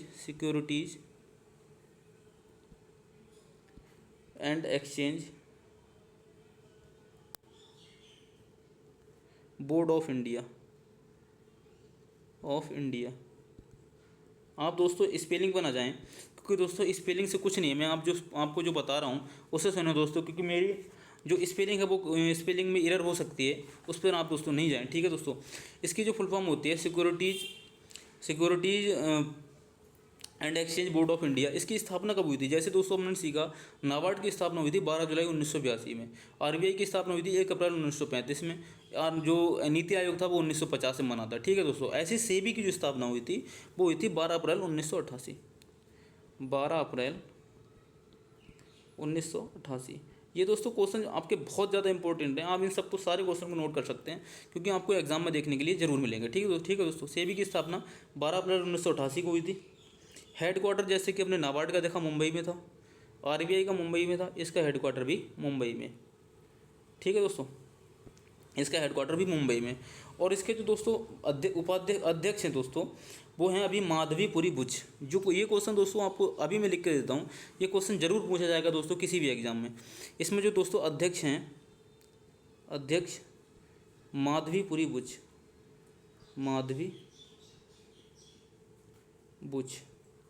अब दोस्तों मैंने इससे ऐसा क्यों बोला कि क्वेश्चन जरूर पूछा जाएगा, क्योंकि ये क्वेश्चन दोस्तों इसलिए इंपॉर्टेंट हो जाता है कि सेबी की पहली महिला अध्यक्ष जो हैं वो माधवीपुरी बुच बनी है, क्योंकि इससे पहले कोई भी महिला अध्यक्ष नहीं थी। पहली महिला अध्यक्ष भी यही है दोस्तों। ठीक है, पहली महिला अध्यक्ष, इसलिए दोस्तों ये क्वेश्चन इंपॉर्टेंट हो जाता है। महिला अध्यक्ष कौन है दोस्तों? माधवीपुरी बुच। ठीक है दोस्तों, इसलिए क्वेश्चन ये इंपॉर्टेंट हो जाता है। अब दोस्तों पहली महिला अध्यक्ष हो गई। दोस्तों पहले अध्यक्ष कौन थे इसके? ये तो पहली महिला अध्यक्ष हो गई। सेबी के पहले अध्यक्ष कौन थे दोस्तों? फर्स्ट अध्यक्ष, उनका नाम था दोस्तों, फर्स्ट अध्यक्ष का नाम था S.A. दवे। ये इसके पहले अध्यक्ष थे। ठीक है दोस्तों, कार्यकाल कितना होता है इसके अध्यक्ष का? जो कार्यकाल होता है 5 वर्ष या 65 वर्ष की आयु। ठीक है दोस्तों, इसका जो अध्यक्ष होता है वो या तो 5 वर्ष तक रहेगा या फिर 65 वर्ष की आयु तक रहेगा। इनमें से जो भी पहले पूरा हो जाएगा वो मान्य होगा। ठीक है दोस्तों, जैसे कि किसी व्यक्ति ने 60 वर्ष की अवस्था में सेबी का अध्यक्ष बना तो वो 65 वर्ष की आयु तक रहेगा। ठीक है दोस्तों, ये अपना सेबी से संबंधित जितने क्वेश्चन थे वो अपनों ने सारे कर लिए। आई होप दोस्तों ये क्वेश्चन का पोस्टमार्टम आपके बहुत समझ आया होगा। तो एक बार दोस्तों इन सारे क्वेश्चन को रिवाइज कर लेते हैं। रिवाइज कैसे करेंगे दोस्तों? नीति आयोग की स्थापना कब हुई थी? 1950 में। उस वक्त दोस्तों इंडिया के पीएम नेहरू जी थे। ठीक है दोस्तों, और जो इसका जो उद्देश्य था वो था रोजगार का अवसर प्रदान करना, उत्पादन को बढ़ावा देना और इसके जो अध्यक्ष होते हैं वो पीएम साहब होते हैं। ठीक है दोस्तों, इसको भंग किया गया था 2014 में। 2014 के बाद एक नया निकाय बनाया गया था जिसका नाम था नीति आयोग। और नीति आयोग की फुल फॉर्म होती है दोस्तों national institute for transforming India. पंचवर्षीय योजनाओं को भी इसी के द्वारा बनाया गया था, योजना आयोग के द्वारा। और दोस्तों योजना आयोग जो है उसे प्लानिंग कमीशन कहते हैं। और इसमें क्या होता है दोस्तों, योजना आयोग के जो अध्यक्ष होते हैं वो पीएम होते हैं। और वर्तमान में योजना आयोग के जो अध्यक्ष हैं वो हैं प्रधानमंत्री नरेंद्र मोदी जी। और दोस्तों इसके जो पहले उपाध्यक्ष थे वो थे मोन्टेक सिंह आलूवालिया। ये शायद मैंने आपको नहीं बताया था दोस्तों। अब दूसरा आता है अपना आरबीआई की फुल फॉर्म होती है दोस्तों रिजर्व बैंक ऑफ इंडिया। इसे बैंकों का बैंक भी कहते हैं। ठीक है दोस्तों, इसमें क्या होता है, इसकी स्थापना जो हुई थी 1 अप्रैल 1935 को हुई थी दोस्तों।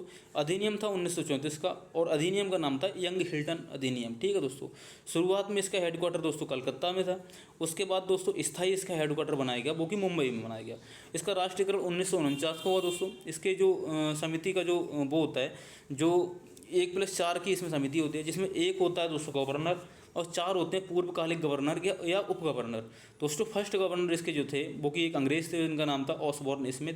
और पहले इंडियन गवर्नर थे, उनका नाम था दोस्तों सर सीडी देशमुख। सीडी में सीडी का मतलब है चिंतामन द्वारकानाथ। ठीक है दोस्तों, और पहली महिला जो उप गवर्नर थी उनका नाम था केजी देसी। और आरबीआई की कोई भी महिला गवर्नर आज तक नहीं रही है दोस्तों। नाबार्ड आता है, नाबार्ड की फुल फॉर्म होती है दोस्तों नेशनल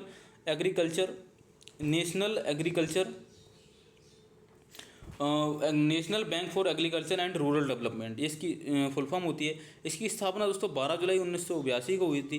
और इसके चेयरमैन जो हैं वर्तमान में वो साजी के भी हैं। और पहले जो चेयरमैन थे इसके वो शिवरमन थे, जो कि शिवरमन समिति से इसकी स्थापना हुई थी। ठीक है दोस्तों, इसके हेडक्वार्टर मुंबई में है। और फर्स्ट सीईओ थे इसके एम नरसिम्हन। ठीक है दोस्तों, अपना नाबार्ड हो गया। सेबी की स्थापना हुई थी दोस्तों 12 अप्रैल 1988 को, हेडक्वार्टर मुंबई में इसका। और इसकी फुल फॉर्म होती है दोस्तों security and exchange board of India. अध्यक्ष इसकी जो अभी प्रेजेंट में है वो है माधवीपुरी।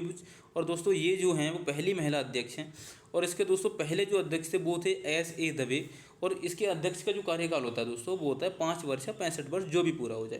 दोस्तों आई होप जो आपने क्वेश्चन नंबर 1 किया है जीएस का, उसमें से कम आपके 50 से 100 क्वेश्चन हो गए होंगे। नेक्स्ट क्वेश्चन आपकी स्क्रीन पर है। नेक्स्ट क्वेश्चन क्या है, मेंडलीफ ने अपने कार्य के आरंभ में जो मेंडलीफ की आवर्त सारणी आप सभी ने पढ़ी होगी। मेंडलीफ की आवर्त सारणी क्या होती है दोस्तों, इसमें जो एलिमेंट होते हैं उनको एटॉमिक नंबर या एटॉमिक वेट के अकॉर्डिंग रखा गया था दोस्तों। उसमें कितने एलिमेंट थे वो पूछा, कितने तत्व थे। तो मेंडलीफ की आवर्त सारणी में 63 तत्व थे। और जो आवर्त सारणी में दोस्तों S.P.D.F 4 ब्लॉक होते हैं, जिसमें इसमें 2 होते हैं 8, 18 और 32। इसमें दोस्तों इसका कॉम्बिनेशन होता है इतने का। ठीक है दोस्तों, आवर्त सारणी के शायद आपको बहुत सारे क्वेश्चन होते हैं। अगर आवर्त सारणी के क्वेश्चन को मैं सॉल्व करने लग जाऊंगा तो क्लास लंबी हो जाएगी दोस्तों। नेक्स्ट क्वेश्चन आपकी स्क्रीन पर है। 23 मई 2023 को भारतीय प्रतिस्पर्धा आयोग कंपटीशन कमीशन ऑफ इंडिया के अध्यक्ष के रूप में किसने पदभार संभाला है दोस्तों। ये जो है रवनीत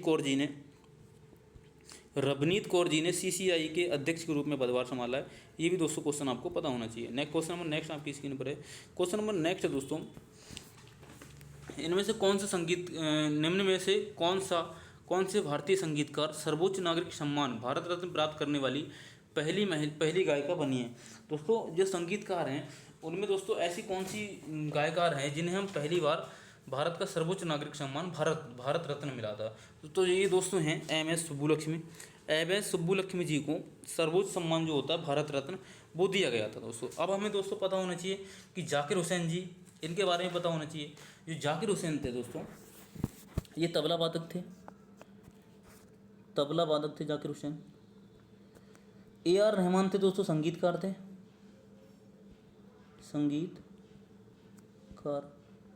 और जो MS सुब्बुलक्ष्मी थी ये भी संगीतकार ही थी। ठीक है दोस्तों, ये आपको बताना चाहिए। क्वेश्चन नंबर नेक्स्ट आपकी स्क्रीन पर है। क्वेश्चन नंबर नेक्स्ट दोस्तों, सत्यशोधक समाज की स्थापना किसने की थी, वो थी ज्योतिबा फुले जी ने। अब दोस्तों ज्योतिबा फुले से आपको और भी क्वेश्चन पता होना चाहिए। ज्योतिबा फुले जी से आपको और भी क्वेश्चन पता होना चाहिए। सत्यशोधक समाज की स्थापना कब हुई थी दोस्तों, 1873 में। 1873 में किसने की थी, ज्योतिबा फुले ने। ठीक है दोस्तों, उसके बाद क्या दोस्तों, अब एक होता है मुस्लिम सत्यशोधक समाज। मुस्लिम सत्य शोधक समाज, शोधक समाज, समाज। इसकी स्थापना दोस्तों किसने की थी? इसकी स्थापना दोस्तों 1966 में हुई थी। ये भी आपको पता होना चाहिए। सत्यशोधक समाज की स्थापना 1873 और मुस्लिम सत्यशोधक समाज की स्थापना जो हुई थी 1966 में हुई थी। बाकी दोस्तों एक पुस्तक भी है सत्यशोधक पुस्तक, ये भी आपको पता होना चाहिए। सत्यशोधक पुस्तक जो है वो महादेवी वर्मा की है, महादेवी वर्मा, ये भी आपको दोस्तों पता होना चाहिए। उसके बाद दोस्तों जो महात्मा ज्योतिबा फुले को जो महात्मा की उपाधि दी थी वो किसने दी थी दोस्तों? इसे थोड़ा दोस्तों इरेज करते हैं। इन्हें जो महात्मा की उपाधि थी इनकी, महात्मा, किसने दी थी दोस्तों? ये दी थी दोस्तों विठल राव कृष्ण जी वाडेकर, BT वाडेकर, BKT वाडेकर बोलते हैं दोस्तों इन्हें, विठल नाथ कृष्ण जी वाडेकर। इनने दोस्तों से महात्मा की उपाधि दी थी। उसके बाद दोस्तों इन्होंने, जो ज्योतिबा फुले जी हैं, इन्होंने पहली बार जो गर्ल्स कॉलेज खोला था 1874 में,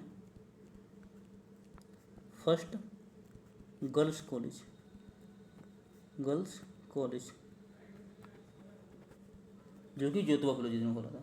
उसके बाद दोस्तों आते हैं अपन, इसे दोस्तों इरेज करते हैं। आई होप आपने नोट कर लिया होगा।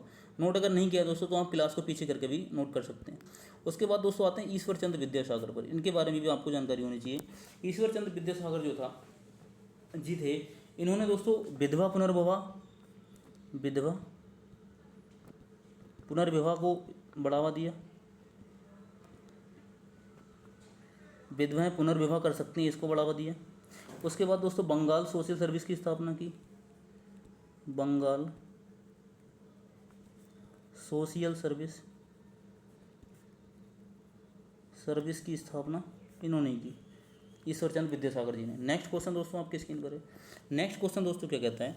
पंडित बिरजू महाराज एक भारतीय नृतक, संगीतकार, गायक और भारत के कथक नृत्य के लखनऊ घराने से संबंधित हैं। इसका मतलब उससे पूछा है कि पंडित बिरजू महाराज जो हैं वो भारत के एक नृतक हैं, वो किस घराने से संबंधित हैं? वो हैं लखनऊ घराने से संबंधित। ये क्वेश्चन दोस्तों ये आपको जितने भी ये जो होते हैं संगीतकार होते हैं, जो नर्तक होते हैं, उनके बारे में आपको पता होना चाहिए। ठीक है दोस्तों। क्वेश्चन नंबर नेक्स्ट आपकी स्क्रीन पर है। क्वेश्चन नंबर नेक्स्ट दोस्तों पॉलिटी से है। पॉलिटी का जो योगदान था दोस्तों, जो 20 तारीख जो पहली शिफ्ट थी उसमें पॉलिटी का योगदान था वो दोस्तों बहुत कम देखने को मिला था, इसलिए मैंने पॉलिटी के जो एक ही क्वेश्चन था उसको मैंने रख लिया है।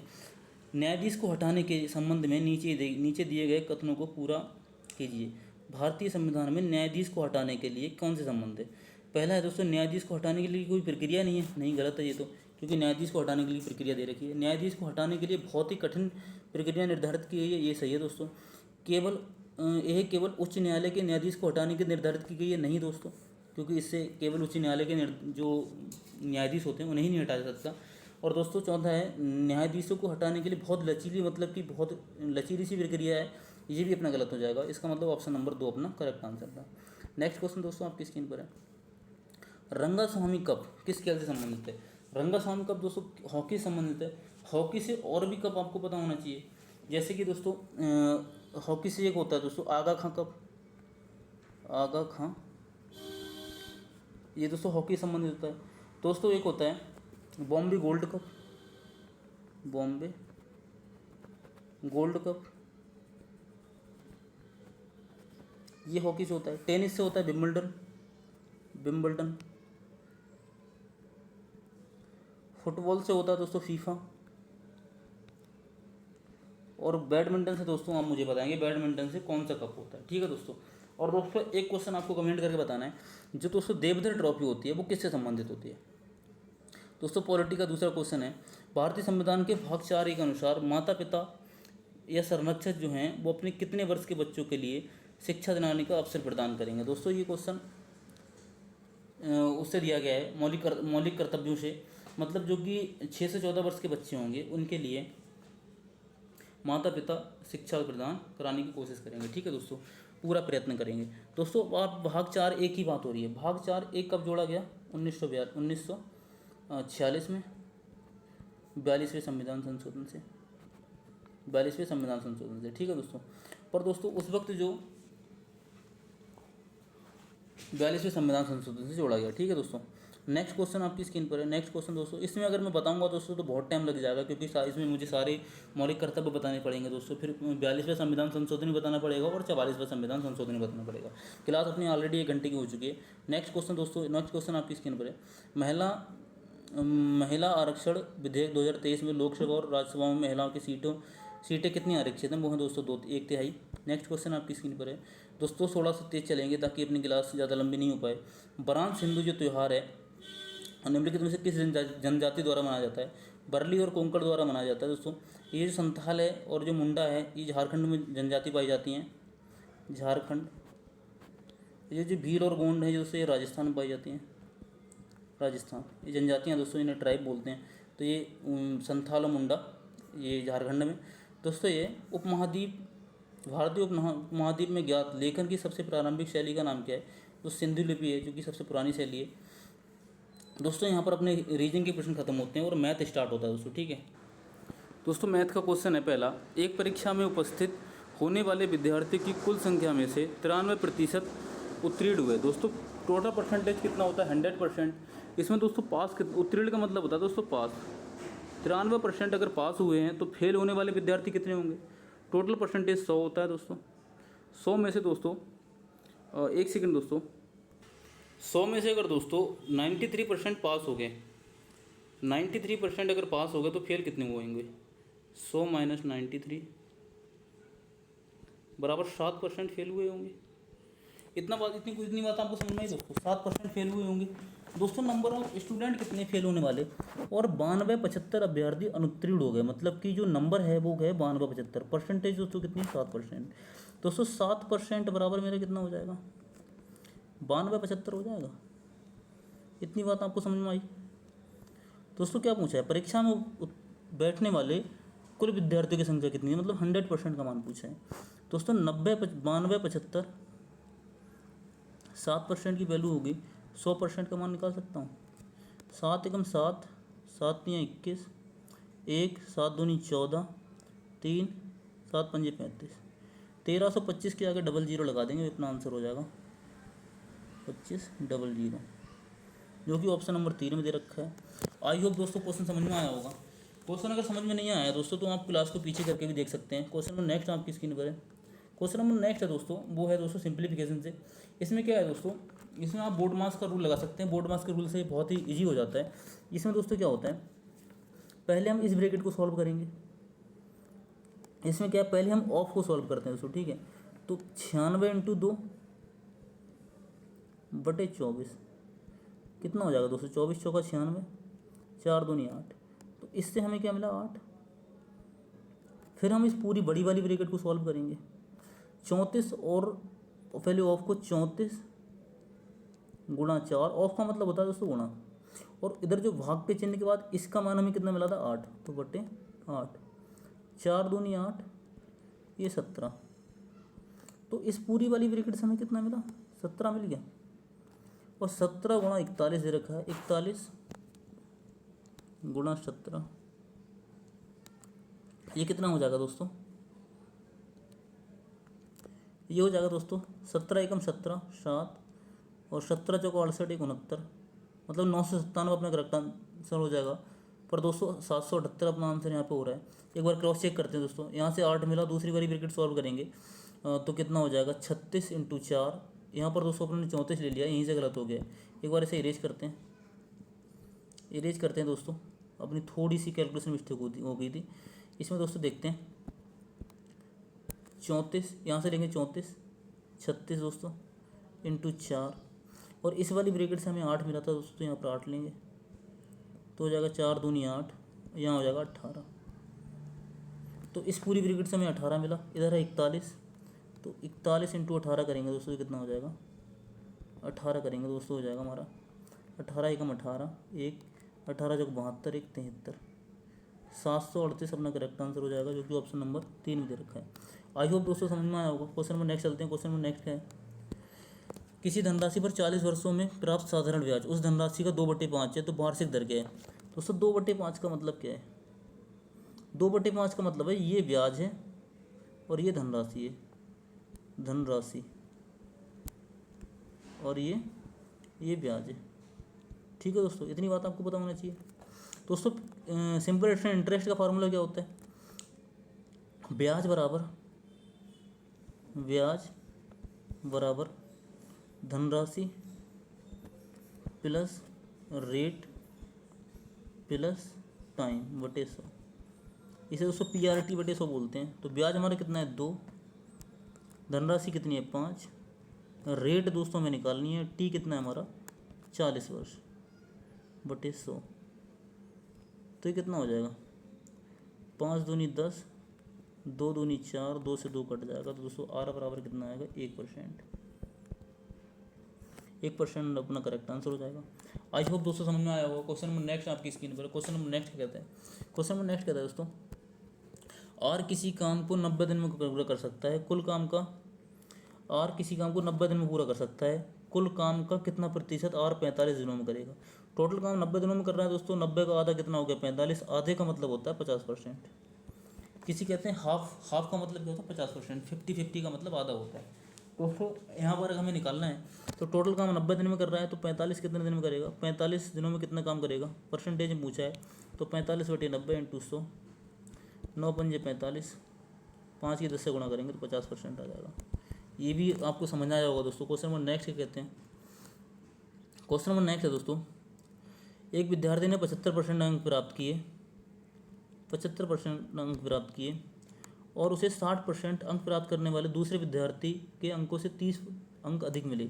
ये ए मान लेते हैं, इसे बी मान लेते हैं। इसने 60% अंक प्राप्त किए, पर दूसरे वाले विद्यार्थी के अंक से 30 अंक अधिक प्राप्त हुए। दोस्तों नंबर कितने अधिक प्राप्त हुए 30, परसेंटेज में दोस्तों कितना है 15, परसेंटेज में 15 है दोस्तों, क्योंकि ये 75% था, ये 60% था। दोस्तों क्वेश्चन है, एक विद्यार्थी ने एक परीक्षा में 75% अंक प्राप्त किए और उसे 60% अंक प्राप्त करने वाले दूसरे विद्यार्थी से 30 अंक अधिक मिले, परसेंटेज में 15 मिले और नंबर में 30। तो पूरा क्या है, परीक्षा में अधिकतम अंक कितने थे, अधिकतम अंक 100 होते हैं दोस्तों। तो 15 का मान अगर 30 है तो 100 का मान निकाल लेंगे दोस्तों, ये कितना हो जाएगा 200। 200 अपना करेक्ट आंसर होगा। आई होप दोस्तों समझ में आया होगा। क्वेश्चन नंबर नेक्स्ट चलते हैं। क्वेश्चन नंबर नेक्स्ट है दोस्तों, चक्रवृद्धि ब्याज से वार्षिक रूप से संयोजित कोई राशि 10 वर्षों में स्वयं की 2 गुनी हो जाती है। 2 गुनी हो रही है 10 वर्षों में, तो पूछा है वह समय याद कीजिए इसमें धनराशि स्वयं की 4 गुनी हो जाएगी। 4 का मतलब क्या है 2 की पावर 2। सेम दोस्तों इसमें मल्टीप्लाई कर दो और आपको कुछ नहीं करना है, 20% आपका अपना आंसर हो जाएगा। ये दोस्तों तरीका आपको बहुत ही काम देगा आने वाले टाइम में। ठीक है दोस्तों, क्वेश्चन नंबर नेक्स्ट आपकी स्क्रीन पर है। क्वेश्चन नंबर नेक्स्ट क्या है, रोहित 2320 रुपये का एक बल्ला खरीदता है, 2320 रुपये का बल्ला खरीदता है, 180 रुपये उसको खर्च करता है मरम्मत में, उसे 2400 रुपये में बेच देता है। तो हानि प्रतिशत क्या है, 2320 का खरीदा, 180 उसके मरम्मत पे खर्च कर दिए, तो ये भी हम दोस्तों इसी में जोड़ देंगे। तो कितना हो रहा है 2500। उसने जो बल्ला खरीदा वो 2500 रुपये का हो गया, बेचा कितने का 2400 का। ये इसका CP हो गया, CP मतलब क्रय मूल्य हो गया। 2400 का उसने बेच दिया, मतलब कि SP मतलब सेलिंग प्राइस। कितने रुपए कम में बेचा, 100 रुपये कम में बेचा, 100 रुपये कम में बेचा। परसेंटेज निकालने की क्या करेंगे दोस्तों, 100 बटे, और टोटल कितने रुपए में खरीदा था 2500 × 100। ये दोस्तों काट देंगे 2500 का 100, 4% अपनी हानि आ जाएगी, जो कि ऑप्शन नंबर 2 में दे रखा है। आई होप दोस्तों समझ में आया होगा। क्वेश्चन अगर दोस्तों समझ नहीं आया हो तो आप मेरे को व्हाट्सअप ग्रुप में मैसेज कर सकते हैं या पर्सनली मैसेज कर सकते हैं, और वीडियो में कमेंट भी कर सकते हैं दोस्तों। क्लास अगर अच्छी लगती है तो क्लास को लाइक भी करें दोस्तों, और चैनल को सब्सक्राइब करना बिल्कुल ना भूलें दोस्तों। क्वेश्चन नंबर 8 है आपकी स्क्रीन पर, 7200 रुपये को PQR के बीच 1/2 अनुपात 4 अनुपात 3/2 के अनुपात में बांटा जाता है, तो R का हिस्सा क्या है दोस्तों। P Q और R 1/2 अनुपात 4 अनुपात 3/2 इसमें बांटा जाता है दोस्तों। पूछा तो R का हिस्सा क्या है। ये दोस्तों फ्रैक्शन की वैल्यू को हम नॉर्मल रेशियो में बना लें। नॉर्मल रेशियो में कैसे बनाएंगे दोस्तों, 2 से मल्टीप्लाई करके। इसमें भी मैं 2 से मल्टीप्लाई कर दूं। रेशियो में दोस्तों सेम नंबर से मल्टीप्लाई या प्लस सेम नंबर से मल्टीप्लाई करने पे कुछ नहीं होता। ये दोस्तों 2 कट जाएगा तो यहाँ पर 1 आएगा, ये 4 दूनी 8 आ जाएगा, ये 2 कट जाएगा तो 3 आएगा। ये आया दोस्तों 7200 रुपये। 8 1 9 3 12। आर का हिस्सा निकालना है दोस्तों। आर का हिस्सा कितना है 3। 3 का मान निकाल लेंगे। 12 8 12 6 72 और 6 की 3 से मल्टीप्लाई करेंगे मतलब कि 1800। 1800 अपना करेक्ट आंसर हो जाएगा जो कि ऑप्शन नंबर 1 में दे रखा है। आई होप दोस्तों क्वेश्चन समझ में आया होगा। नेक्स्ट क्वेश्चन चलते हैं। नेक्स्ट क्वेश्चन क्या है दोस्तों? नेक्स्ट क्वेश्चन है दोस्तों दो रेलगाड़ियाँ समान चाल से विपरीत दिशा में चल रही हैं। एक दोस्तों अगर इधर से आ रही है तो दूसरी इधर से आ रही है। प्रत्येक रेलगाड़ी की लंबाई 320 मीटर है। एक की लंबाई 320 है तो दूसरी की भी 320 होगी, तो हम इसमें 2 से गुणा कर सकते हैं या 320 + 320 लिख सकते हैं। वे 18 सेकंड में एक दूसरे को पार कर सकती हैं। 18 सेकंड दोस्तों अपोजिट हैं तो चालें जुड़ जाएंगी। दोस्तों कोई भी दूरी है, एक रेलगाड़ी इधर से चल रही है, एक रेलगाड़ी इधर से चल रही है, तो दोनों की चालें जुड़ जाती हैं। अगर रेलगाड़ी समान दिशा में चल रही हैं तो दोनों की चालें घट जाती हैं क्योंकि दूरी कम तय होगी। और दोस्तों समान विपरीत दिशा में चल रही हैं तो दूरी को दोनों रेलगाड़ियाँ तय करेंगी, इसलिए चालें जोड़ देते हैं। तो ये कितना हो जाएगा? ये दोस्तों कुल दूरी बटे कुल समय। अब दोस्तों क्या पूछा है हमसे दोस्तों? ये दोनों रेलगाड़ियों की चाल निकल के आएगी। हमें एक की चाल निकालनी है इसलिए हम 2 से भाग कर देंगे, ठीक है दोस्तों। और बाकी दोस्तों हमें किलोमीटर प्रति घंटा में निकालनी है तो 18/5 से भी गुणा करेंगे क्योंकि दोस्तों मीटर प्रति सेकंड को किलोमीटर प्रति घंटा में चेंज करने के लिए 18/5 से गुणा करते हैं। तो ये दोस्तों 2 से 2 कट जाएगा, ये 18 से 18 कट जाएगा, ये 5 से डिवाइड करेंगे, 5 × 30 और 5 × 20 64 किलोमीटर प्रति घंटा अपना करेक्ट आंसर होगा जो कि ऑप्शन नंबर 4 में दे रखा है। आई होप क्वेश्चन समझ में आया होगा। दोस्तों ये सारे क्वेश्चन जो हैं वो आपकी एसएससी जीडी की जो पहली शिफ्ट में एग्जाम हुआ था, पहली शिफ्ट में जो फरवरी में पहला एग्जाम था, वो आपकी सारे क्वेश्चन है। इन क्वेश्चन को आप ऐसा ना समझिए कि ये क्वेश्चन आपके एग्जाम में नहीं आएंगे, सारे क्वेश्चन आपके एग्जाम के। दोस्तों लास्ट क्वेश्चन 10वां क्वेश्चन है। एक आयत की लंबाई को 14.28% बढ़ाया गया और उसकी क्षेत्रफल अपरिवर्तित करने के लिए चौड़ाई को कितने % घटा दिया जाए। दोस्तों इस क्वेश्चन में कुछ नहीं करना है। पहले 100% थी, 14.28% बढ़ा दिया तो 114.28 होगी। अब दोस्तों हमें 100% ही लाना है तो 114.28 में से 14.28 को माइनस कर दो, मतलब कि परसेंटेज में घटा दो। 114.28 × 100, इसको दोस्तों सॉल्व कर लेंगे, 12.5% अपना आंसर आ जाएगा, ठीक है दोस्तों। क्वेश्चन नंबर नेक्स्ट चलते हैं। क्वेश्चन नंबर नेक्स्ट आपकी स्क्रीन पर है। क्वेश्चन नंबर नेक्स्ट है दोस्तों, 8 दिनों तक कार्य करने के बाद राखी को पता चला अभी तक केवल 10% काम हुआ है।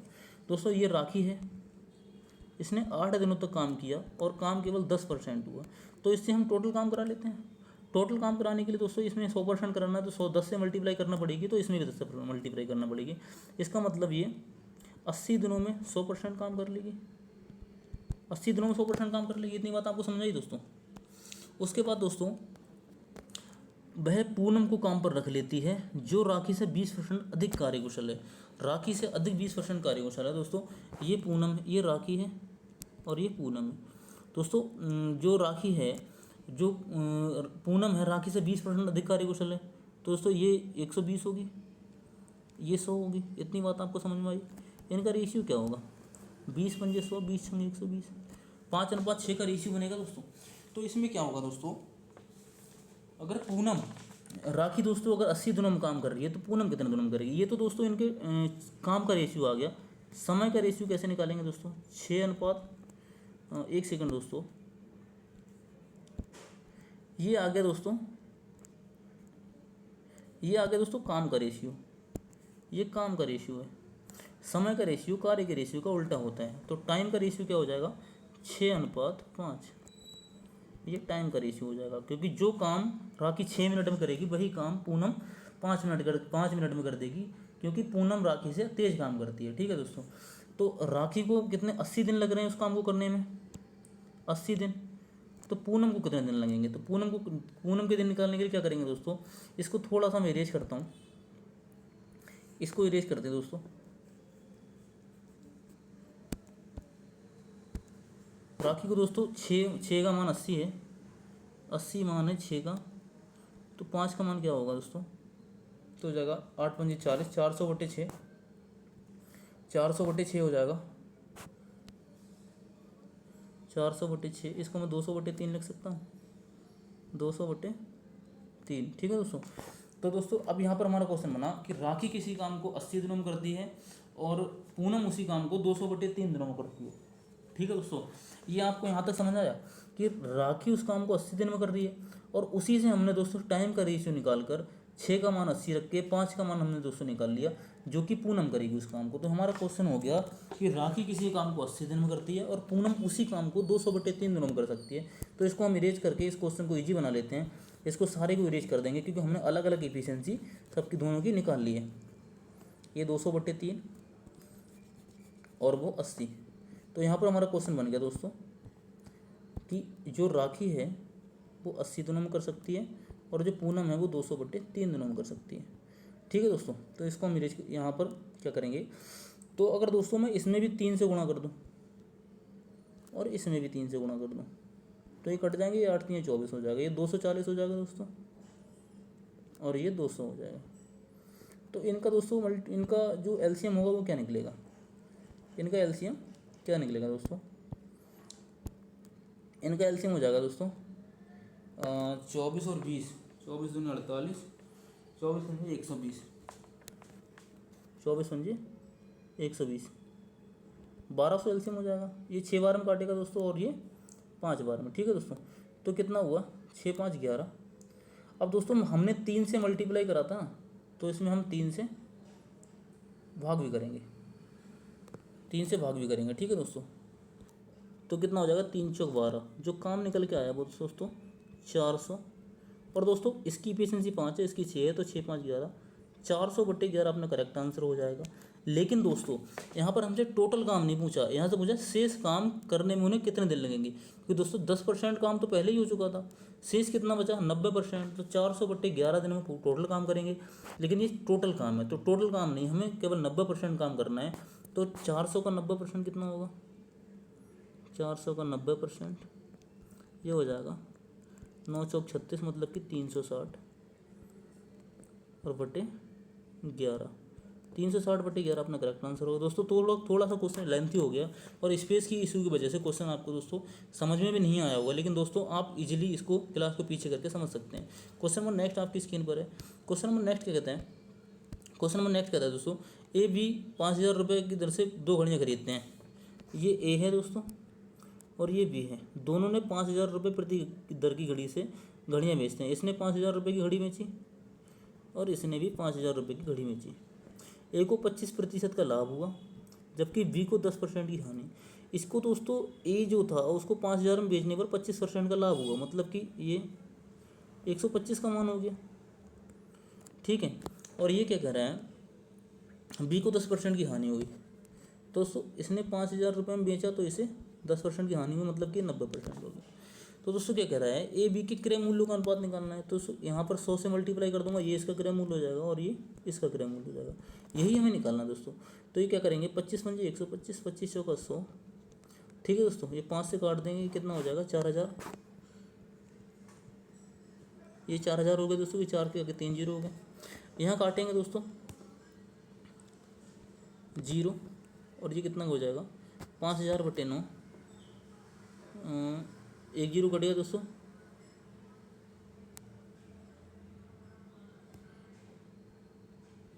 एक सेकंड दोस्तों, थोड़ा सा इशू हो रहा है, इसको हम इरेज करेंगे। उसके आगे देखेंगे दोस्तों 5 के आगे 3 जीरो ये हैं, 2 3 और 1 जीरो दोस्तों यहाँ का है 50,000/9। तो ये दोस्तों इसके बटे 9 भी हो जाएगा, इसके बटे में 9, इसके बटे में 9 हो जाएगा दोस्तों। एक सेकंड दोस्तों, इसको हम थोड़ा सा इरेज ही कर देता हूँ ताकि आप इजीली समझ सकें। इसको दोस्तों थोड़ा सा इरेज करते हैं, दोबारा से करते हैं क्योंकि स्पेस का ज़्यादा इशू हो रहा है और इतना बड़ा क्वेश्चन भी नहीं है। इसको थोड़ा सा इजी करते हैं दोस्तों। ए ने दोस्तों 5000 में ख़रीदा कोई चीज़, इसने भी 5000 में बेचा। इसको दोस्तों 25% का लाभ हुआ, तो मतलब 5000/125 गुणा 100। ये दोस्तों इसका किराया मूल्य हो जाएगा 5000। और दोस्तों इसको 90% की 10% की हानि हुई, तो इसका मतलब ये 90% का मान हो गया, गुणा 100, ये इसका किराया मूल्य हो जाएगा। इसी को सॉल्व करना दोस्तों, 25 चौका 100, 25 पंजे 125, 5 से काटेंगे दोस्तों, तो कितना हो जाएगा 4000 अनुपात दोस्तों 1 2 3 और 4/9। तो ये 9 इस तरफ इधर चला जाएगा दोस्तों, 9 चौक 36, 36,000 अनुपात 50,000। इसको दोस्तों 3 से 3 जीरो काट देंगे तो कितना हो जाएगा 18। 36 को 2 से काटेंगे 18 और 50 को 2 से काटेंगे 25। 18:25 अपना करेक्ट आंसर हो जाएगा, क्योंकि ऑप्शन नंबर 4 में दे रखा है। आई होप दोस्तों समझ में आया होगा। क्वेश्चन नंबर नेक्स्ट आपकी स्क्रीन पर है। क्वेश्चन नंबर नेक्स्ट है दोस्तों, एक कुर्सी का अंकित मूल्य 2000 रुपये, 20% और x% की 2 क्रमिक छूटों पर वह कुर्सी 1400 रुपये में बेची गई, तो x का मान क्या है। दोस्तों इस प्रकार क्वेश्चन करने का तरीका क्या होता है, आप जैसा क्वेश्चन कह रहा है उसी के अकॉर्डिंग चलते रहिए। दोस्तों कुर्सी का अंकित मूल्य कितना था 2000, पहली छूट 20% थी, तो मतलब कि 80/100 में बेचा हो गया होगा। दूसरी छूट हमें नहीं पता है तो x/100 लिख सकते हैं। और उसके बाद वह कुर्सी 1400 रुपये की बेची गई है, तो 1400 कर दो, 1400 कर दो, बस इसको सॉल्व कर दो दोस्तों, अपना आंसर आ जाएगा 1400। इसको काटेंगे दोस्तों 20 चौक 80, 20×5 100। इतनी बात दोस्तों समझ में आई। इन 2 जीरो से ये 2 जीरो काट देंगे, इस 5 से 5 चौक 20, 4 बार हम काट देंगे तो यहाँ पर 4 आएगा दोस्तों, 4 चौक 16 हो गया, 16 और ये x था, x बराबर 1400। 16 से दोस्तों 8 दो कितने से काटेंगे दोस्तों, 2 से काट लेंगे, 2 7 14, ये 700 हो गया, 2 8 16, तो 8x बराबर 700, तो x बराबर 700/8। 8 से काटेंगे, 8 से काटेंगे दोस्तों, तो 8 ने 72, 8 7 56, 8 8 64। ठीक है दोस्तों, कितना बचा 8 8 64 और 6, 8 7 56, 4 8 5 40, 87.5 आया। x का मान कितना आया दोस्तों 87.5। अब दोस्तों x की जगह हम अगर 87.5 रखेंगे, इसका मतलब 100% में से कितना माइनस करेंगे, 100 - 87.5, कितना बचा दोस्तों, तो 12, 12.5% अपना करेक्ट आंसर हो जाएगा। क्योंकि दोस्तों 12.5% की छूट देंगे तभी हम यहाँ पर 87.5 रख सकते हैं। जैसे हमने 20% की छूट दी थी तो 100 में से हमने 20 माइनस करके 80 यहाँ रखा था। ऐसे ही दोस्तों x का मान हमारा 87.5 निकल के आया है, इसका मतलब जो दूसरी छूट होगी वो 12.5% होगी। क्वेश्चन नंबर नेक्स्ट आपकी स्क्रीन पर है। क्वेश्चन नंबर नेक्स्ट कहता है एक क्रिकेट टीम में 7 पुरुषों की आयु 26, 25, 21, 29, 24, 28 और 22 है, तो उनकी औसत आयु क्या है।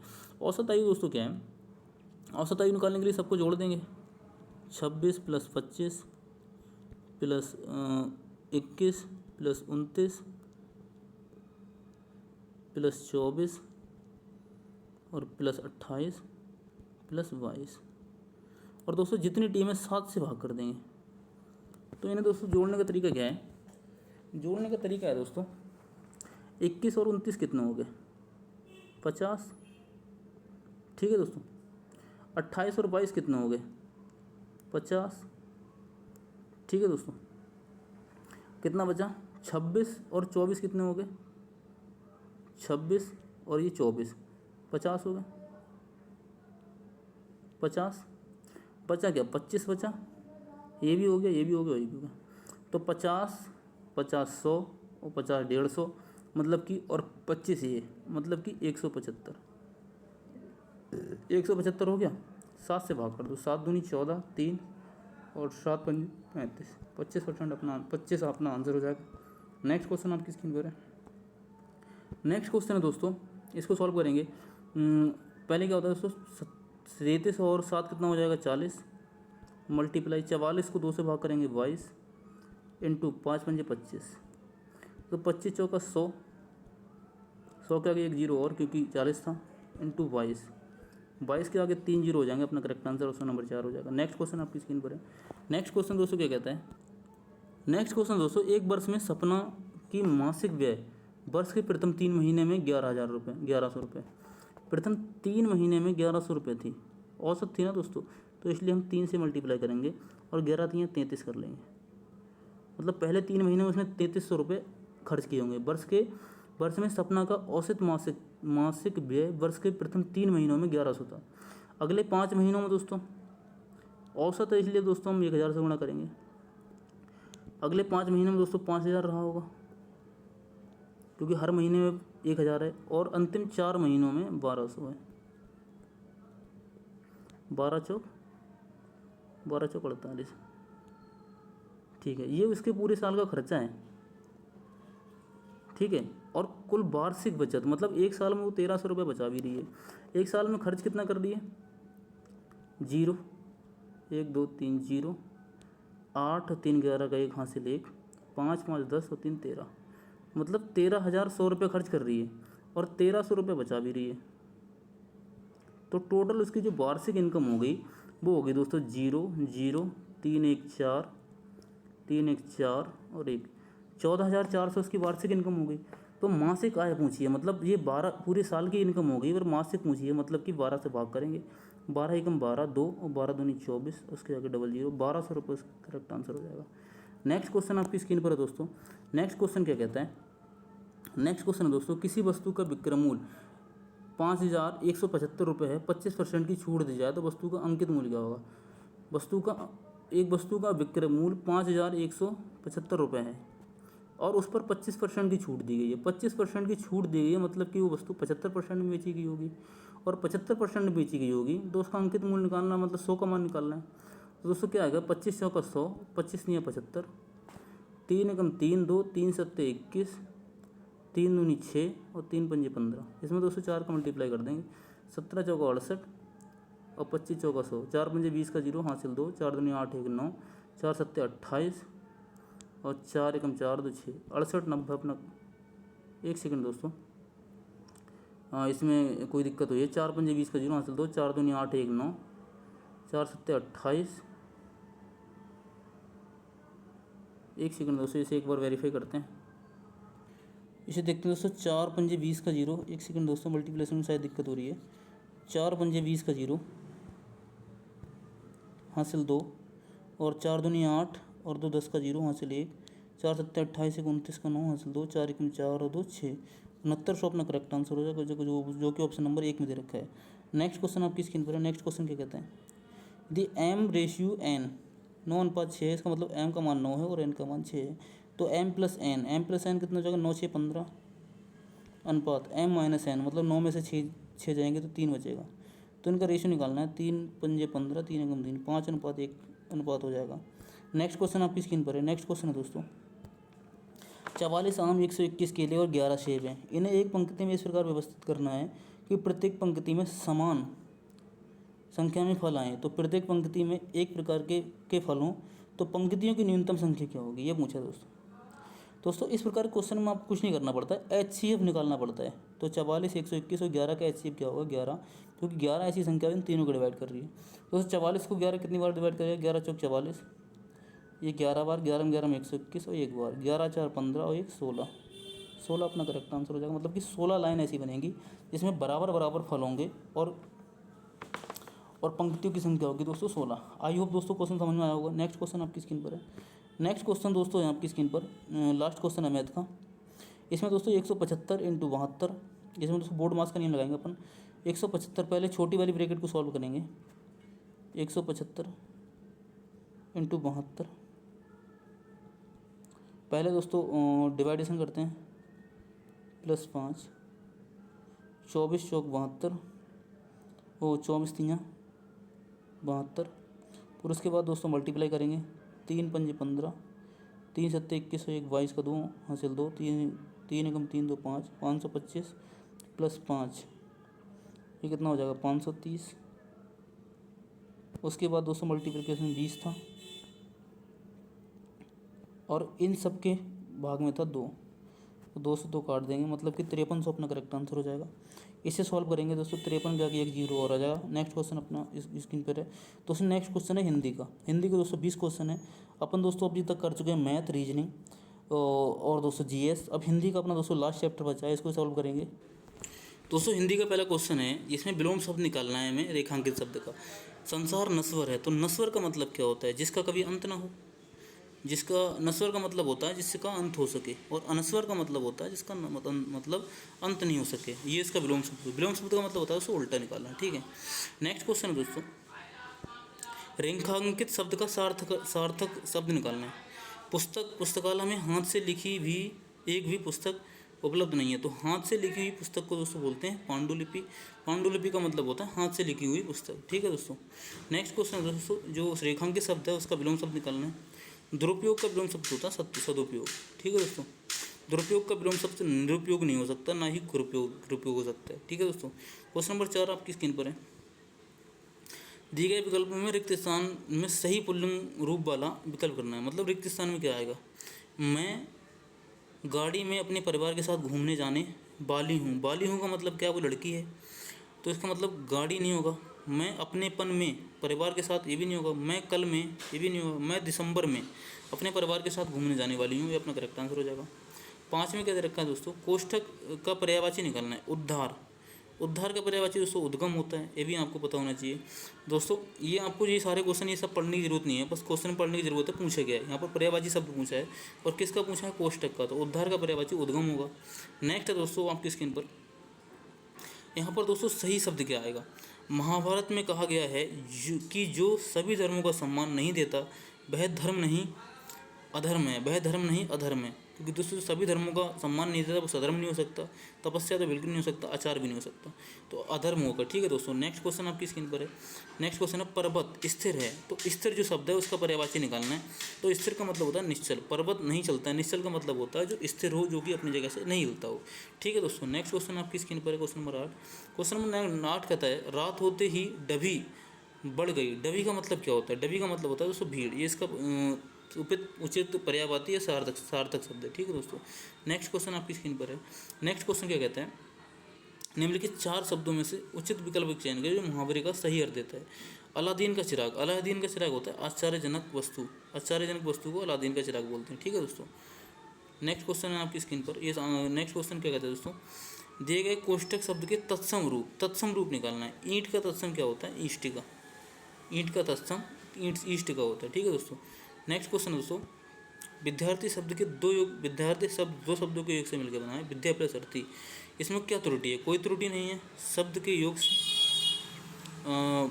बना है विद्या प्लस अर्थी, गलत है। विद्यार्थी शब्द 2 शब्दों से, विद्यार्थी शब्द को 2 शब्दों के योग से बना है दोस्तों, 2 शब्दों के योग से बना है, यही गलत है दोस्तों, ये त्रुटि निकालनी थी। तो ऑप्शन नंबर 2 अपना करेक्ट आंसर हो जाएगा। नेक्स्ट क्वेश्चन लेते हैं। नेक्स्ट क्वेश्चन क्या है, झांसी देना, झांसा देना। झांसा देने का मतलब होता है धोखा देना। इसका दोस्तों क्या मुहावरे का अर्थ निकालना था। एक मुहावरा होता है झांसा देना, झांसा देने का मतलब होता है धोखा देना। ठीक है दोस्तों। नेक्स्ट क्वेश्चन है दोस्तों आपकी स्क्रीन पर, दिए गए शब्दों में शुद्ध वर्तनी। दीपक रोशनी प्रदान करता है।